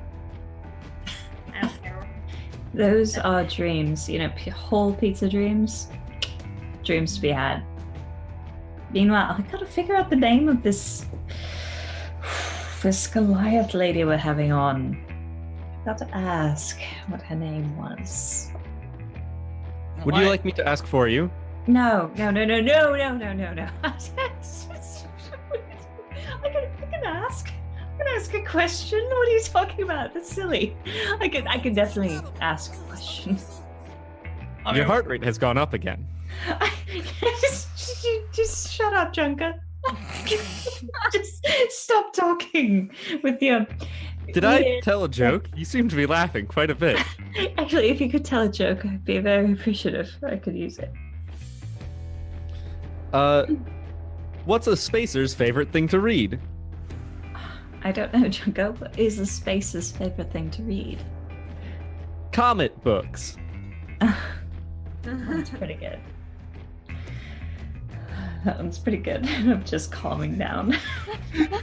this is why I drink. You could go do what I do, Captain. Yeah. Just, take a pet name for everyone. Call them Landlubber or something until you figure out what their name is. The only one I remember is Black Whirlwind. There's a bunch of names I would call her, and none of them I feel comfortable saying out loud.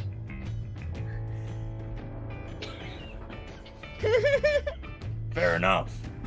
Yeah, so it's okay. I'll ask her. Don't worry about it. For right now, we can just call her, hey you, respectable, sexy lady. Goliath woman. I think you've already blown that one there. Also works.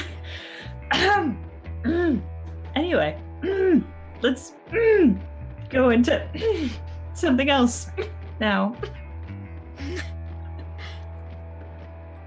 All right, so you guys have one night in the spaceport before your crew shows up in the morning. Do you prepare some of the small cabins for them? Because they are going to be staying for multiple days. So it's probably going to take you a week or two to complete some of the mining. It's going to take you a little bit to get to the moon, and then you gotta mine it, and then sell the ore. I think I would delegate that. I wanna see if I can try to connect with my patron to kinda ask why. Okay. All right. So how do you go about connecting with your patron? Good question. So I can not breathe in space, but I can hold my breath indefinitely so long as I'm not incapacitated. So at some point during the night, I'm going to strap on some sort of magnetized or gravity boots and step out into the night. Basically, And- just put your suit on, but no oxygen tank. Yeah, and I'm gonna focus on the closest, brightest star rather, and I'm going to fall to my knees and I'm going to ask why. Okay. So I'm gonna have you do what I normally do with my warlock players. Is I've had several players sell their souls. I love They weren't warlocks. warlocks when they started the campaign, but by golly, they multi-classed. Oh no, I'm full warlock through and through. Mhm. Let's do this. So we're No, gonna have you give me either a wisdom check or a wisdom saving throw, whichever you're higher proficiency in, as you're just trying to kind of connect your consciousness to your patron. Okay. You've already sold your soul, so I can't tempt you with my Oh apple. shoot, that's a good one for 21. me. Yeah. Yes. So with the 21, you feel that connection with your patron. Now, when you made your pact with your patron, what is your patron kind of like when you what drew you to them initially? So I feel like the deal for my life, like I was incarcerated and put on this planet for a time, but it was meant to be in the guise of service to this this patron spirit, which for a desert planet, the sun is a major Yes. influencer. And I'm going to just feel their radiance and ask them why. Why did you... What? Let me just go into character. Yeah. Why did you gift me with the power, such power, that it would consume me?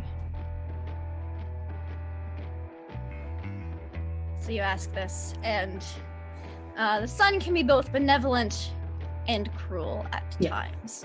So you hear a voice in your head, and it not even in your head, it resonates from your soul, and you feel it just vibrate throughout your whole body. This response, and it says, "With great power comes great responsibility." Oh man. Of course it does. Don't. I need so much more than this, though. But can you take more? Can you handle it? I can certainly try.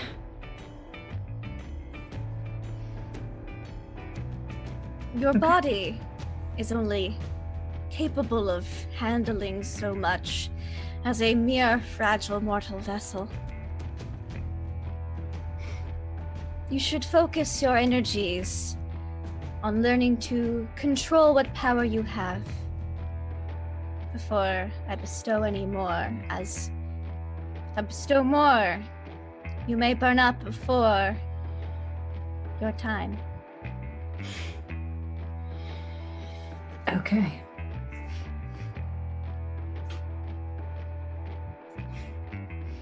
The stars that burn the brightest burn out the fastest. The stars that live for aeons have an even temperance about them. What happened to my uncle?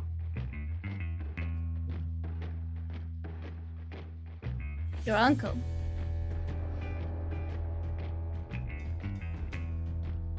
Why do you wish to know? Because he died very, very suddenly. Well then, I think in order to answer that, you need to discover who it was that killed your uncle.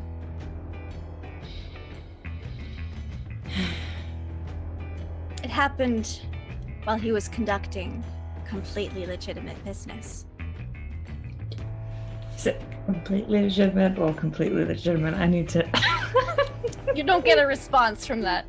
Fair enough. Stars can't make quotation marks. Yeah. Or maybe they can with like solar flares, but I can't. Yeah, you're not getting any solar flares. It's fine. Can't do air quotes if there's no air. He left an entire will to me. Somebody murdered him. All right. Well, thank you, my liege. And I will bow. Yeah, you feel the presence. It's always kind of within you, but instead of filling your whole body, mind and soul, you feel it diminish back to that little spot inside of you. Like an internal collapse. Mm-hmm. The singularity of feeling. Great. Like an internal singularity. Whew. What a You concept. feel pretty exhausted after that. Yeah, I'm gonna take myself to bed. You walk in and you take off your spacesuit, and your skin is like radiating heat. Like you're kind of pink, and if you take your temperature, you're running about 104 fever. Whew. Yeah, I'm usually a little blue, so just... Yeah, it's just kind of purple right now.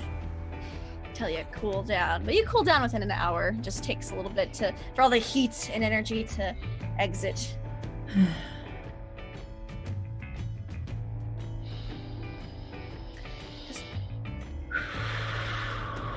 Does anybody else do anything for the evening? Does anyone get ready the rooms for your future crewmates? Ish doesn't. Ish eats a pizza. No. So Ish is slightly concerned about the surplus of individuals about to enter the ship. So she is hiding her pizzas Okay. all of her favorite snacks, and Mhm. in thinking about Johnny, she decides to hide some alcohol for him as well because she assumes he won't think about that, and she doesn't mind partaking as well. All right. Give me an investigation check while you're hiding these things. While you're looking for hidey holes, Oh yes. Oh yes. and I'll even give you advantage on this one.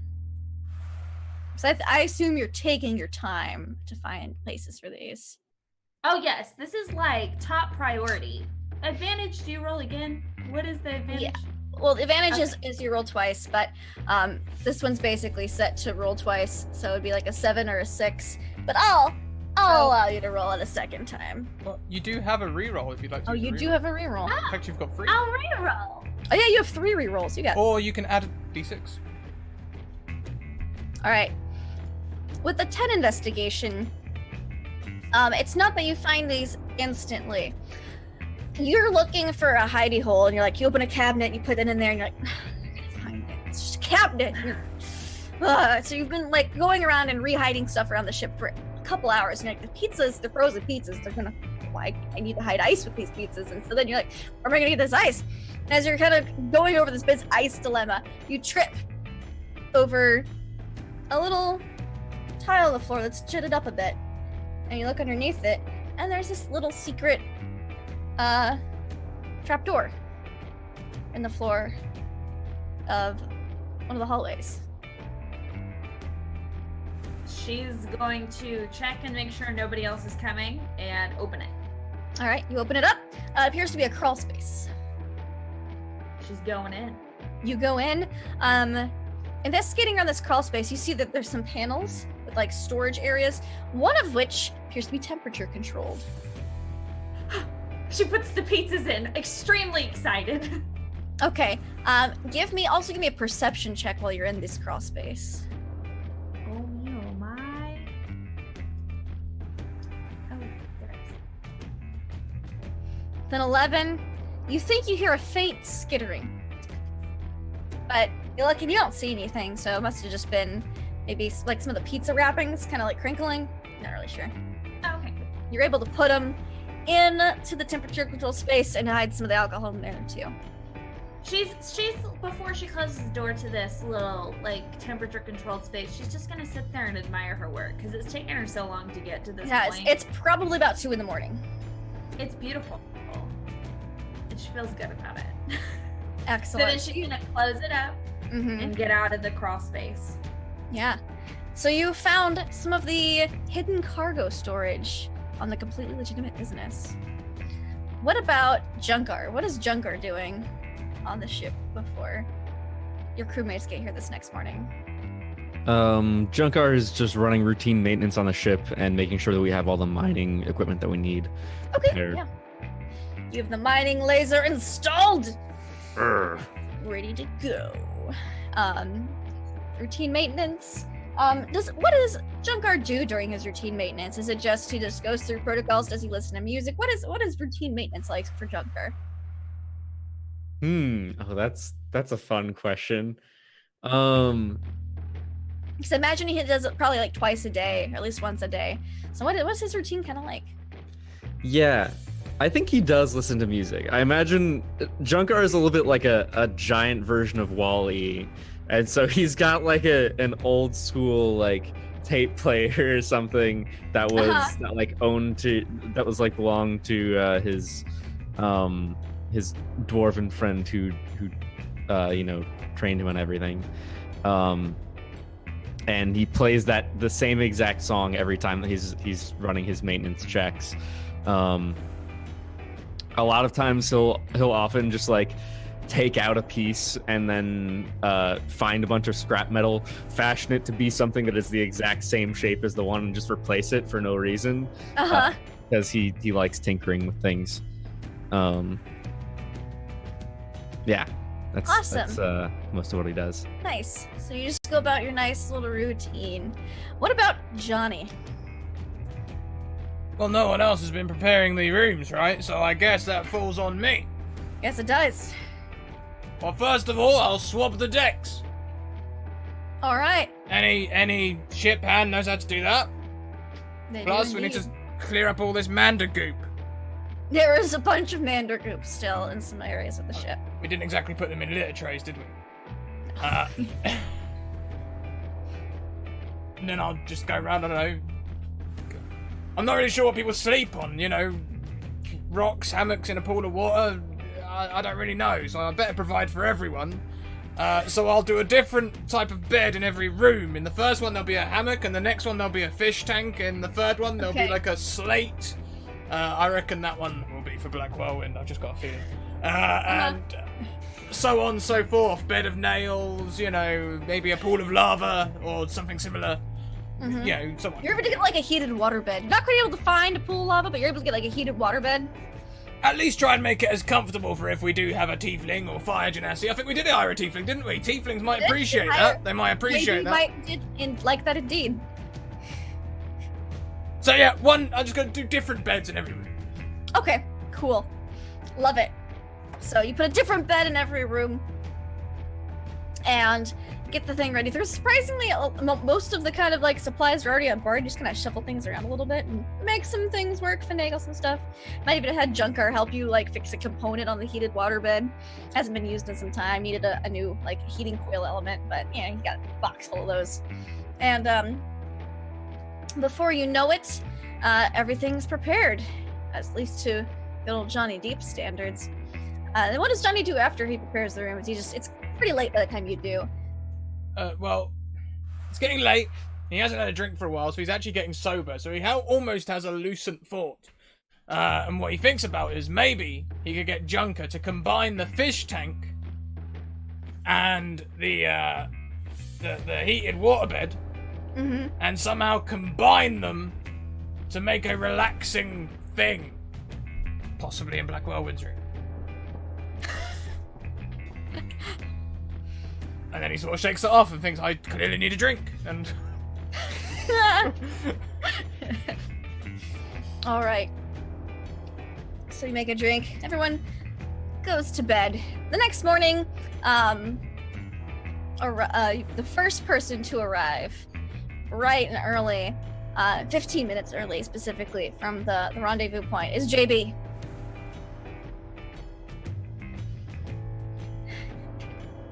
Well, this is a mighty fine-looking vessel. I'm quite excited to be sailing with you all and doing some mining, some minor mining. You're so young. Just get on there and don't look at anything. Don't touch anything. All right. When he gets Not in, looking and not touching is my thing. when he gets in, can we have like, I don't know, Johnny waiting with like a towel over his arm, like a... Right, welcome aboard the Completely Legitimate. We have a choice of beds for you. Help yourself. Oh, yes. Please, show me all of my bed options. Right. Hammock. All right. Fish tank. Slate. Bed of nails. Heated waterbed. I think I'm going to go with that one. That one sounds really nice. Yes, thank you. I will unload my things.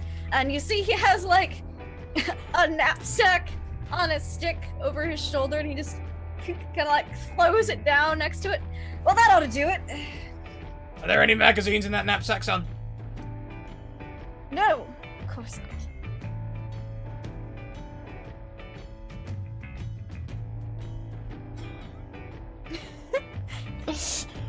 And he flops onto the waterbed. Let me know when the crew's all meeting up.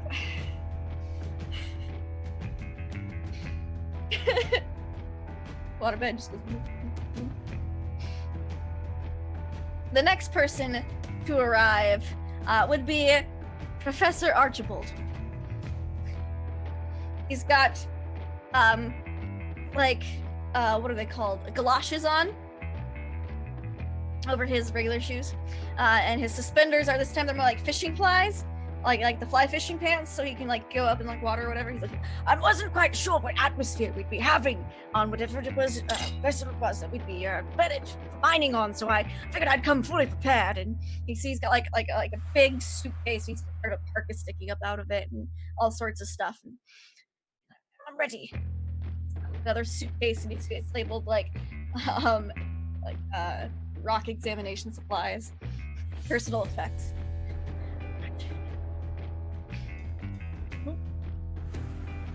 Right up the gangplank there. Oh, right, thank you. Yep, Mr. Deep will show you to your quarters. All right. Yes, hello. You're muted. You're muted. I love the pantomime. It's quite exciting. Yes. Right. So, I see this room has a hammock. That's quite exciting, actually. Yes. I do like a good hammock. It's really nice on the back. I think I'll be taking this room. All right. Thank you. Load his stuff in, and kind of there's like a little bit of like some like a set of drawers built in, and he kind of starts putting his folding his things and putting them in there. That is an interesting set of equipment. I hope to examine some rocks with you at some point. Oh, that would be quite thrilling and exciting. Yes. It is good to meet you. A pleasure meeting you as well. I saw you briefly at the interview, but I'm sure we'll have plenty of time to get to know one another on this wonderful mining expedition. I am sure as well. Would you like to hear a joke? I'd love to.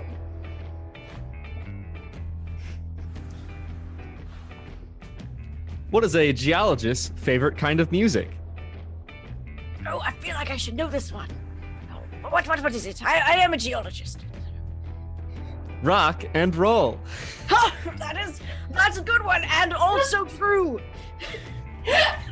Also true. Well, if you like that, then I'm sure you will enjoy Johnny's music. He has a electric guitar that I made for him. He's quite good at it. Not have thought him the type, but that's quite true. I especially look forward to this voyage now, even more than I already did. Well, I look forward to it then. All right. He just keeps going back to like unpacking his things and putting them in some little drawers. The next person to arrive is the Black Whirlwind. Kind of walks up. He's got a little rolly suitcase, but he doesn't actually have to like roll it. It follows him. So he comes walking up. All right. This be the right vessel, eh? I'm gonna look at Johnny. Hello, hi. Welcome aboard. Aboard. All right. Come along. We have Now, a selection of beds. They're first come, first serve. But I like Right. someone who's fashionably on time. Bed of nails, slate, or a fish tank. let's go with the slate. I thought you might. I had an inkling. Just came to me. Interesting variety. You got the bed of nails as I might be tempted, but I'm gonna go with the slate. Whoa. I mean, have a good stay. I'm sure I will, Ozzy. And he kind of walks in and snaps his fingers on his hand. It isn't just like like an intricately worked silver or iron. You're not quite sure. Like over his He's so arm up. He's so metalled. Damn it, Lindy. And the little suitcase that was following around, it was when he snaps, it stops. You see he scans like a fingerprint, and then it like opens up, and like a full like wardrobe, it like opens up. He's like, all right, magnetic locks engage. So now it won't roll around when the ship's in flight. This is fascinating technology. It costs a pretty penny too, but you know, there's always a price for fashion.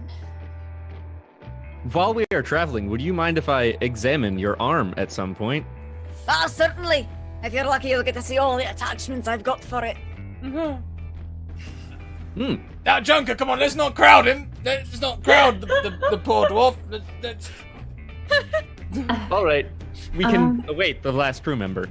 Oh, Johnny Deep, you thirsty. So Johnny, what's the rating for this show again? I have mature filter on. Oh, you thirsty fuck. Not yet, but I hope to be. I mean, Predicus says, Lindy's gonna be here. Let's turn on the chair filter.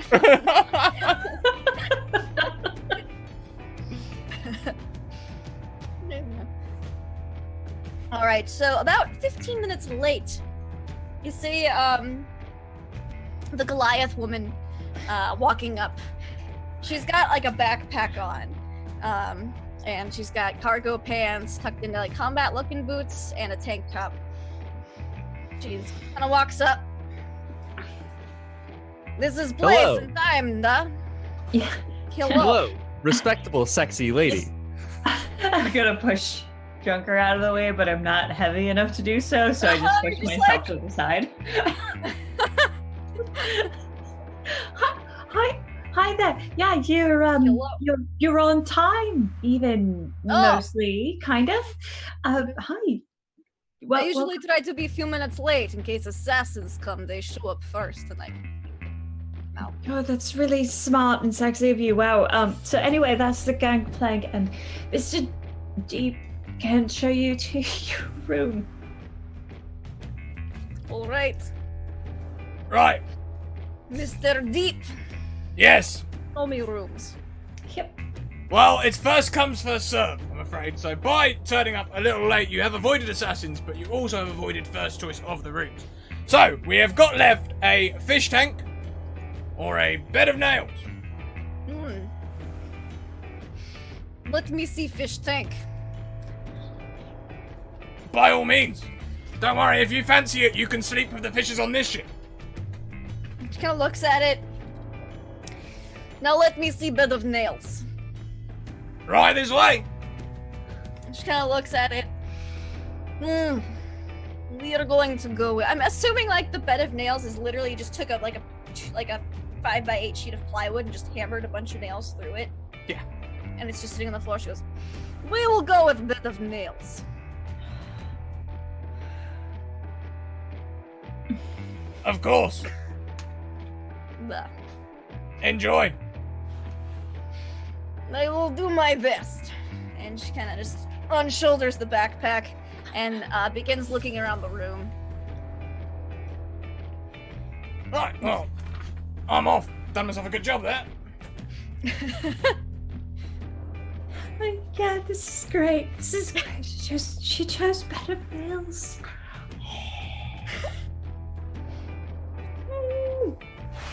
I'm fine. Are you worried I'm for fine. her safety? No, she's probably fine. No, she's got it under control. Didn't bring any stuff with them either. Everyone else had stuff, but not that one. Oh gosh, it's so good. Oh.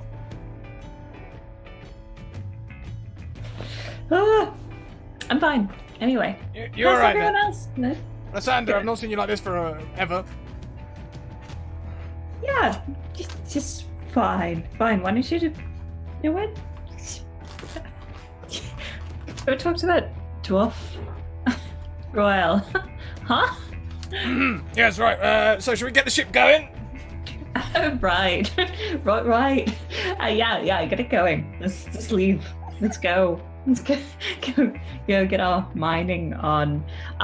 We said temporary contracts though, right? Why don't we just extend those to like a longer time? Ish is gonna wrap her arm around the captain and be like, "We'll talk about it later." And she's gonna guide her towards the cockpit. Yeah, sure. We'll talk about it later. It's fine. It's fine. All right, so in the cockpit, you guys take out from the fuel port and head back out into space. So there's several maps on your little mining information info thingamajigger. And actually not this one. There we go. So you're in space. Which of these mining operations do you want to go to? Some are closer, some are farther. You could go by what's closest. You could go by what would be the most valuable mineral or metal. What are you wanting to mine?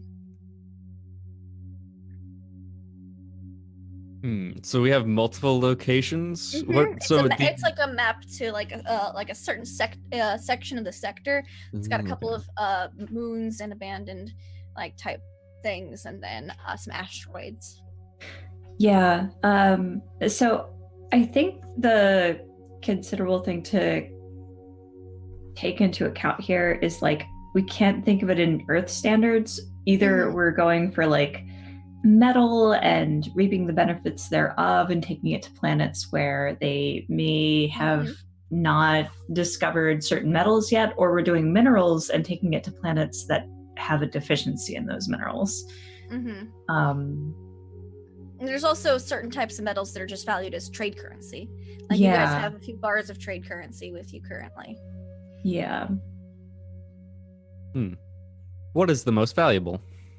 Usually when I'm trying to pick things, I just like spin an arrow or throw something at it and see where it lands on.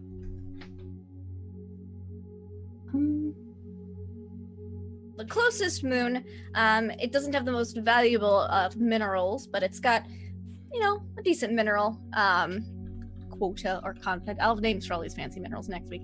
One of the two, there's a mid-range planet and an asteroid that's a little further away that have kind of like gem composite deposits in them, and one has a high concentration that's the furthest away, and the one has like a mid-tier concentration is a moon that's kind of mid between, and then you have another one that actually is a gas. You could go gas mining, and that gas is fairly rare but more difficult to mine. Yeah. Is there a way we can sort of check the I don't want to call it the radar. Google? Oh. Yeah, Google, I guess. Google. Or Space the Google. planetary Spoogle. sort of trade port system to see if any places in a deficiency of something that we can take advantage of.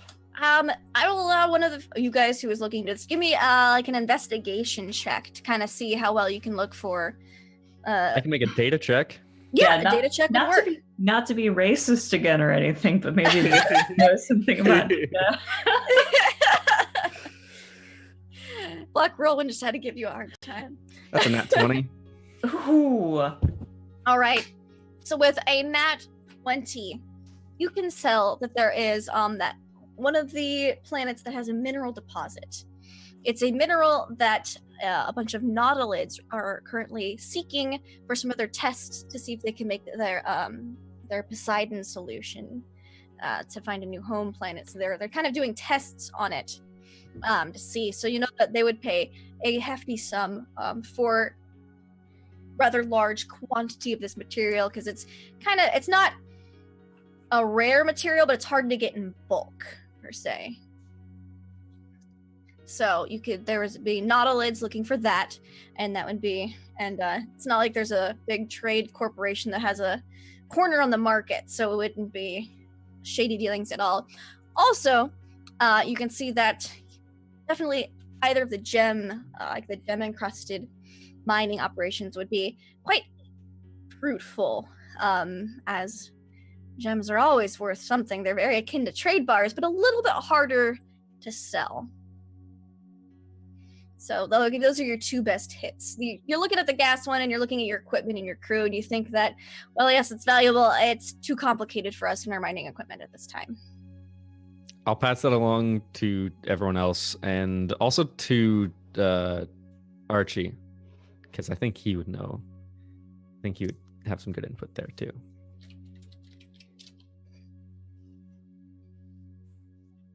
Well, All right, so, oh yes, yes. These are the best options that we have.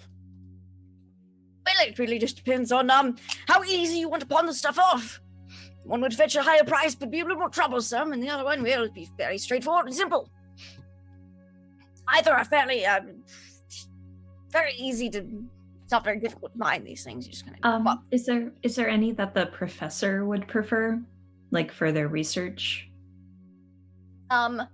So he will contribute that. There's the farthest one with the really rich crystal deposits. He would say one of the two that aren't very far away, because you can either get the mineral, which due to the quantities in the report would just have a lot of that mineral. He'd recommend that one, or the one that has less of the crystal deposit could potentially have other minerals inside of it that just weren't on the scanning radar of the dwarves at the time. So he says one of those two. If you just want a lot of something, or if you want some of something and chance at something else.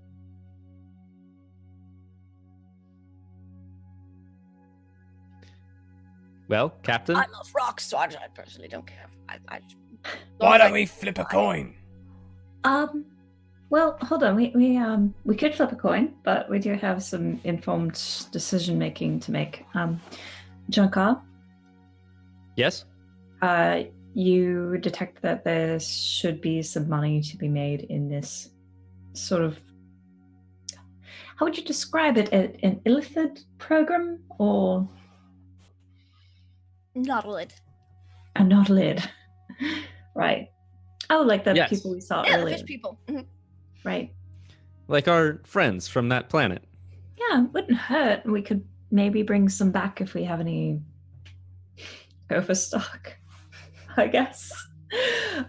Yeah, let's do that then. All right, so you're going to be heading for an asteroid. Not too far, probably about a 4-day journey there and back. You've got plenty of fuel, and it'll probably take you several days to mine it all out as well. But your mining laser will make things much more efficient, as you're going to be able to get through the crust and get to the inside. You probably just blast a few tunnels in there and then get digging on the surface. Excuse me. So you guys start heading off for that. I need a piloting check. Would you like me to fly it out, Captain? Yep, Mr. Deep, take us to space. By all means, full speed, ahead. Whoop. I'm nothing if not lucky. Accidentally exited the game. That's fine. Again, Johnny's still not sure. He's got hold of it. He's getting used to the steering wheel bit, but he still just pushes random buttons to see what happens. Yeah, right? What did you roll? A 22. 22? Yeah, no problem. You're like, Yeah, every time I try to question Johnny, it's just like Mm-hmm. he knows what he's doing, and then it falls away again. But then he says something weird like, It's when he's "What going in and about out the of planets. sales captain? What about the rigging?" And I'm like, Johnny, what the fuck is that?" So, Even now, he'll be shouting back to the crew, "All right, we're bringing it around now. Watch out for the boom swing, everyone!" Right? And we're like, what is that? So there's all these clues that are like, mhm. hey, he doesn't know what he's doing, but he's so freaking lucky that we're like, oh, no, it's fine. He's just eccentric. All right. So, a few hours into your flight, exactly 24 hours after Johnny licked the poison out of that thimble tumbler, Johnny, you don't feel so great. I don't. It's like your skin itches a lot, and the room's kind of becoming fuzzy. Oh, they're leftover Mander stuff.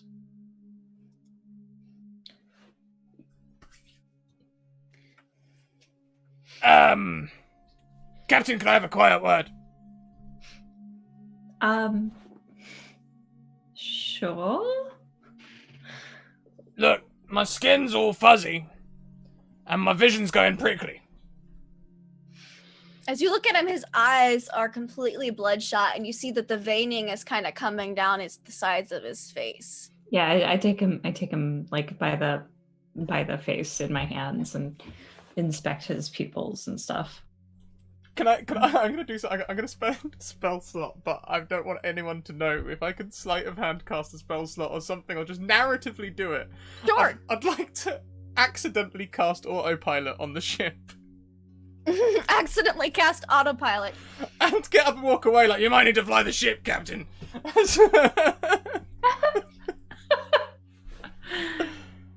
Whoop. Yeah, you can definitely do that.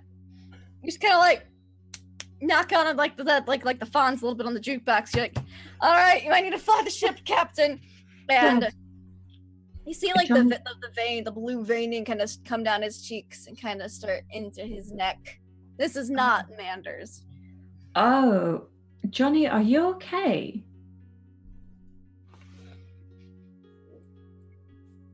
Johnny, when did you stop feeling like this? I'm gonna escort him back. Okay, give me a second con save, Johnny. Oh boy.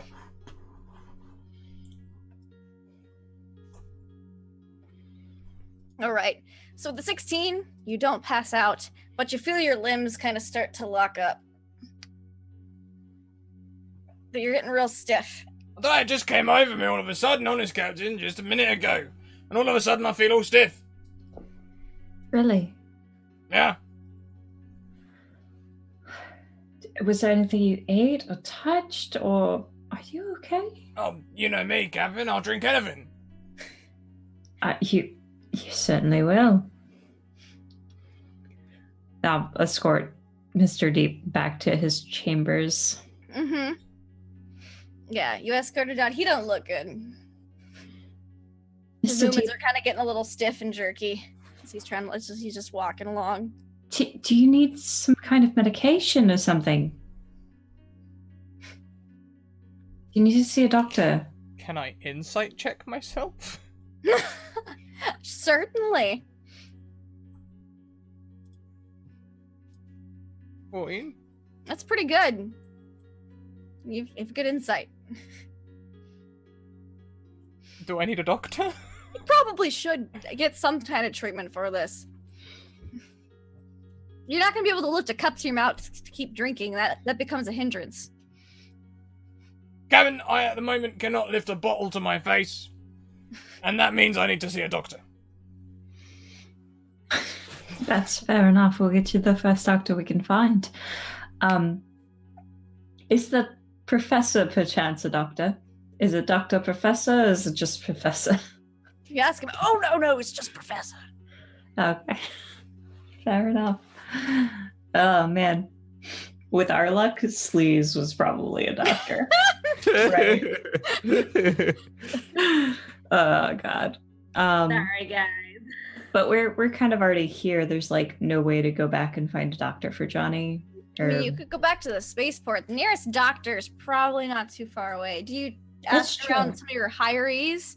I'm Does he wondering say if we anything? can put out a call for like a house call doctor, so to speak. Sure, you can definitely do that.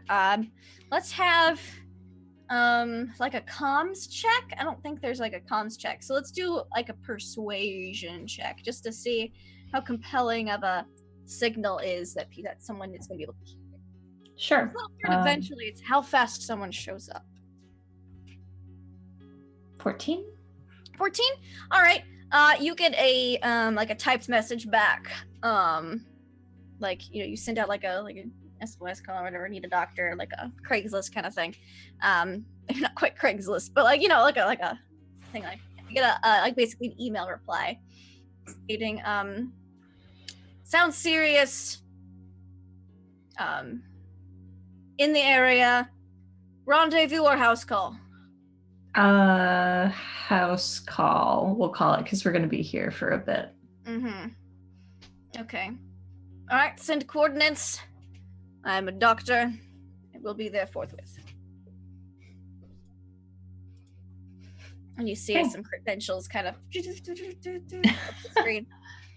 Perfect. Yeah. There. We'll The send doctor. coordinates. They for- may have gotten their degree online, but it says That's so. that's more of a degree than I got Very true. offline. So Mhm. I'll send coordinates over. All right, so you send the coordinates over, and with not too long, you see a little blip start to come on the radar with about the ETA that the response gave you. And as the ship comes into view, that is where we're gonna end today's episode. Oh wait, before that, Ish, what did you do with that paper bag that the chef gave you? It is in the ship. I definitely placed it. I don't know exactly where this would be, but the farthest away from my room humanly possible. And I Okay. have not looked inside of it. Okay, so you placed it there pretty much as soon as you got on board. Before you left, it was on like the little nightstand next to your bed. It's like when you left the spaceport. So wait, is it not there anymore? It's on the nightstand next to your bed. Still Oh. unopened. Ish, this is terrifying for Ish. She's gonna get the captain. Oh, I'm scared. So you just called for a doctor, and Ish comes in. She's like, Captain, and that's where we're gonna end for the evening. So, yay, completely legitimate business. Wonderful, wonderful. So that was certainly an episode. You've got a temp crew. Most of them have filled out their paperwork and are super excited and ready to go do some mining. I think the most excited is Archibald. But we're going to go around, say who we are, where we can find you, and what your favorite part was of today's show. And we're going to go in reverse order. So we're just, actually, no, because that's great, I guess. We're just going to the same order. Speedy. Hello, I am Speedy. This was really fun. I really enjoyed both Johnny and Lysander being really thirsty for the new crew members. I love that a lot. I ship it. I ship both of those things. Yeah, this is super fun. I really enjoy this. I can't wait for next week as always. I did the whole thing in those glasses as usual. Hey. It's not, I can do it too. So it's not like, Yeah, well, you gave up halfway through though, so I wore them a lot this past weekend. I didn't need it on my face today. Yeah, they get uncomfortable after a while. It's easier to wear them with contacts than glasses, so that's why. Oh yeah, for sure. Yeah. But yeah, I'm Speedy. You can find me everywhere as Not So Speed Runs on Twitch and Twitter and everything. You can also catch me on Counter Roleplay on Fridays at 8 p.m. where I'm playing in a game called Zweihander Black Hearts, a game in the Blood Plague. Super awesome, playing a barber who's really emo. You can also check out Cast Together, which is a community that I organize of streamers supporting mental health. We just announced we're doing a campaign in February, from February 7th to 11th, supporting To Write Love on Our Arms, which is a fantastic mental health charity. The campaign's called Valentine's Day Doesn't Have to Suck. And it's going to be a really good time if you or any streamers you know are interested in supporting it. Definitely check out Cast Together on Twitter and check it out. Otherwise, just follow them on Twitter, and we'll be throwing out the streams of everyone who's supporting it, and it'll be super awesome time. So thank you so much for being here. Love y'all, and I'll see you next week. Awesome. We're gonna hop down from the lovable Junkard to Captain Lysander Fox. Thanks so much. So I have a couple of things going on besides this show. On Sunday evenings, Elle of Lycia will be returning soon, and there will be more information on that closer to March and or April. Let me just think about my schedule here. On Tuesdays, I'm doing Monster Hearts on my channel, which is the Phantom Roll booth. And on, I think my schedule is clearing up quite a bit. On every other Saturday, I'm with Gold Heart Gaming doing Waterdeep Dragon Heist. But for the most part, my schedule is clear, which is nice. Weird change. Help me. Get me in your games. It sounds downright scary to me. I am starving for games right now. Well, lovely. And what was your favorite part of today's game? My favorite part of today's game was, I gotta say, like watching Johnny Depp be thirsty as fuck for that dwarven. that dwarven fellow was pretty good. I also enjoyed the elephant in the kitchen. That was also good. I had two favorite parts. Excellent. Love it. And speaking of elephants in the kitchen, Ish. Hello. Oh man, today was fun. My favorite part had to be probably just every time Junker started to figure out what was going on, and everybody's like, no, honey, it's fine. So that's definitely a favorite. I'm excited to see how that goes in the future. Oh yeah. But other than that, I am Sassy with Sander. You can find me on all the social medias under that tag. And I have a YouTube channel, so go check it out. Let me know what you think. I dabble in the music world a little bit. So, and I'll see you all around. Awesome. And last but most certainly not least, Scrap. Oh, hi. Lindy, have you seen yourself out yet? I haven't seen myself out. I should see myself out first. I should do that first. I don't know why I didn't do that. Hi, I'm Laugh Love Lindy. You can find me online at Laugh Love Lindy on the Twitches, Twitters, and the YouTubes, where I play about a dozen tabletop RPGs or so every week. Whether DMing or playing in them, it's a lot. I have a lot of fun. This is one of them. Definitely you should check out on my channel on Tuesday evenings, Mists of Ravenloft, where I DM spooky Ravenloft shenanigans. And an hour before that, I wrap up DMing some Call of Cthulhu Beyond the Mountains of Madness on Encounter Roleplay. That's super fun too. Yeah, just around the rest of the week doing some fun stuff. I've got a fun announcement coming up very soon in the near future, but I haven't finalized a time slot for it yet, so I can't say anything. But it's hint, mouse guard. So yeah, something fun. But yeah, so check it out, and that's me. Oh, my favorite part. My favorite part. Oh, there were so many good parts. I liked Ish with the illithid in the kitchen, and I liked how thirsty both Johnny and Lysander.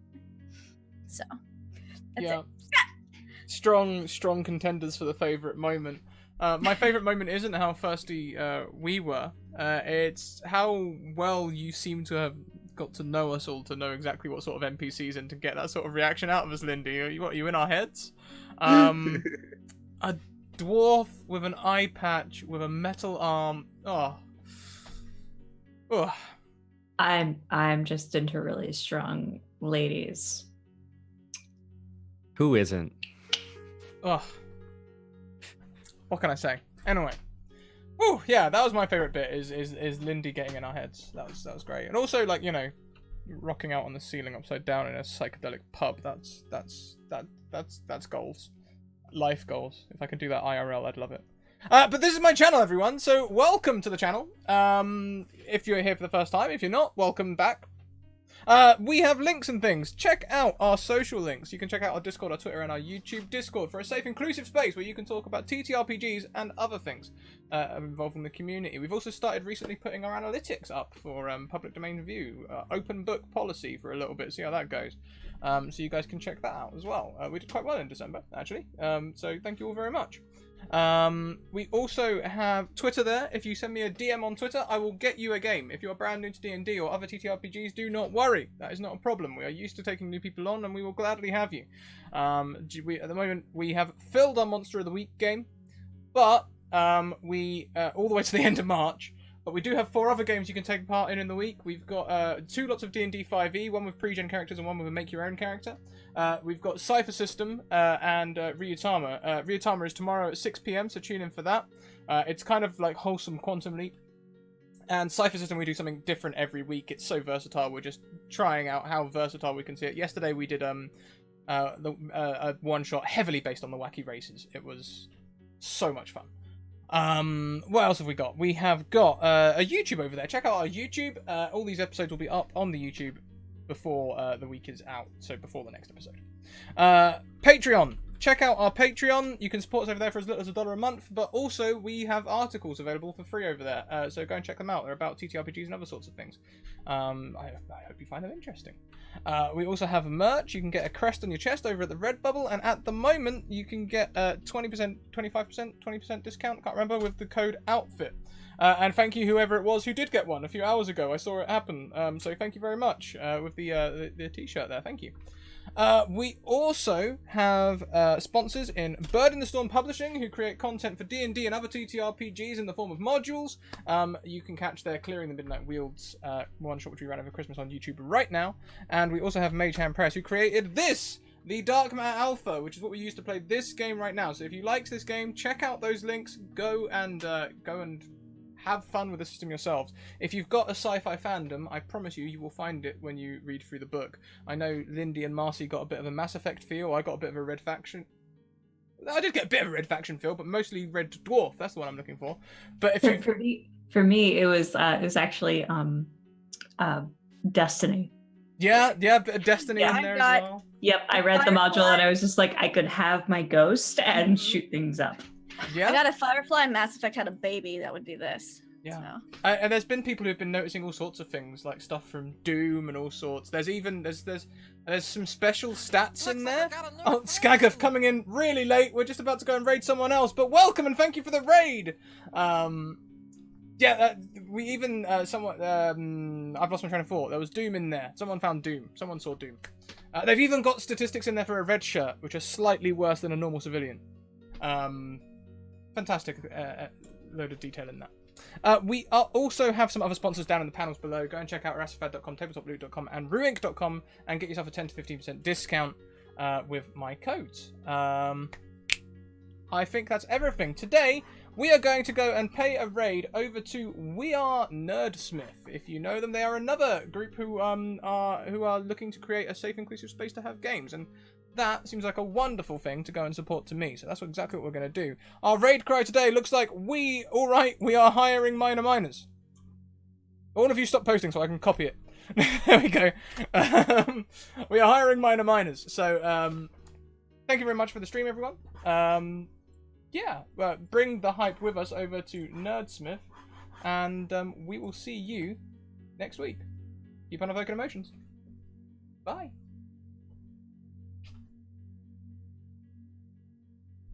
Need to press the transition button. There we go. Bye!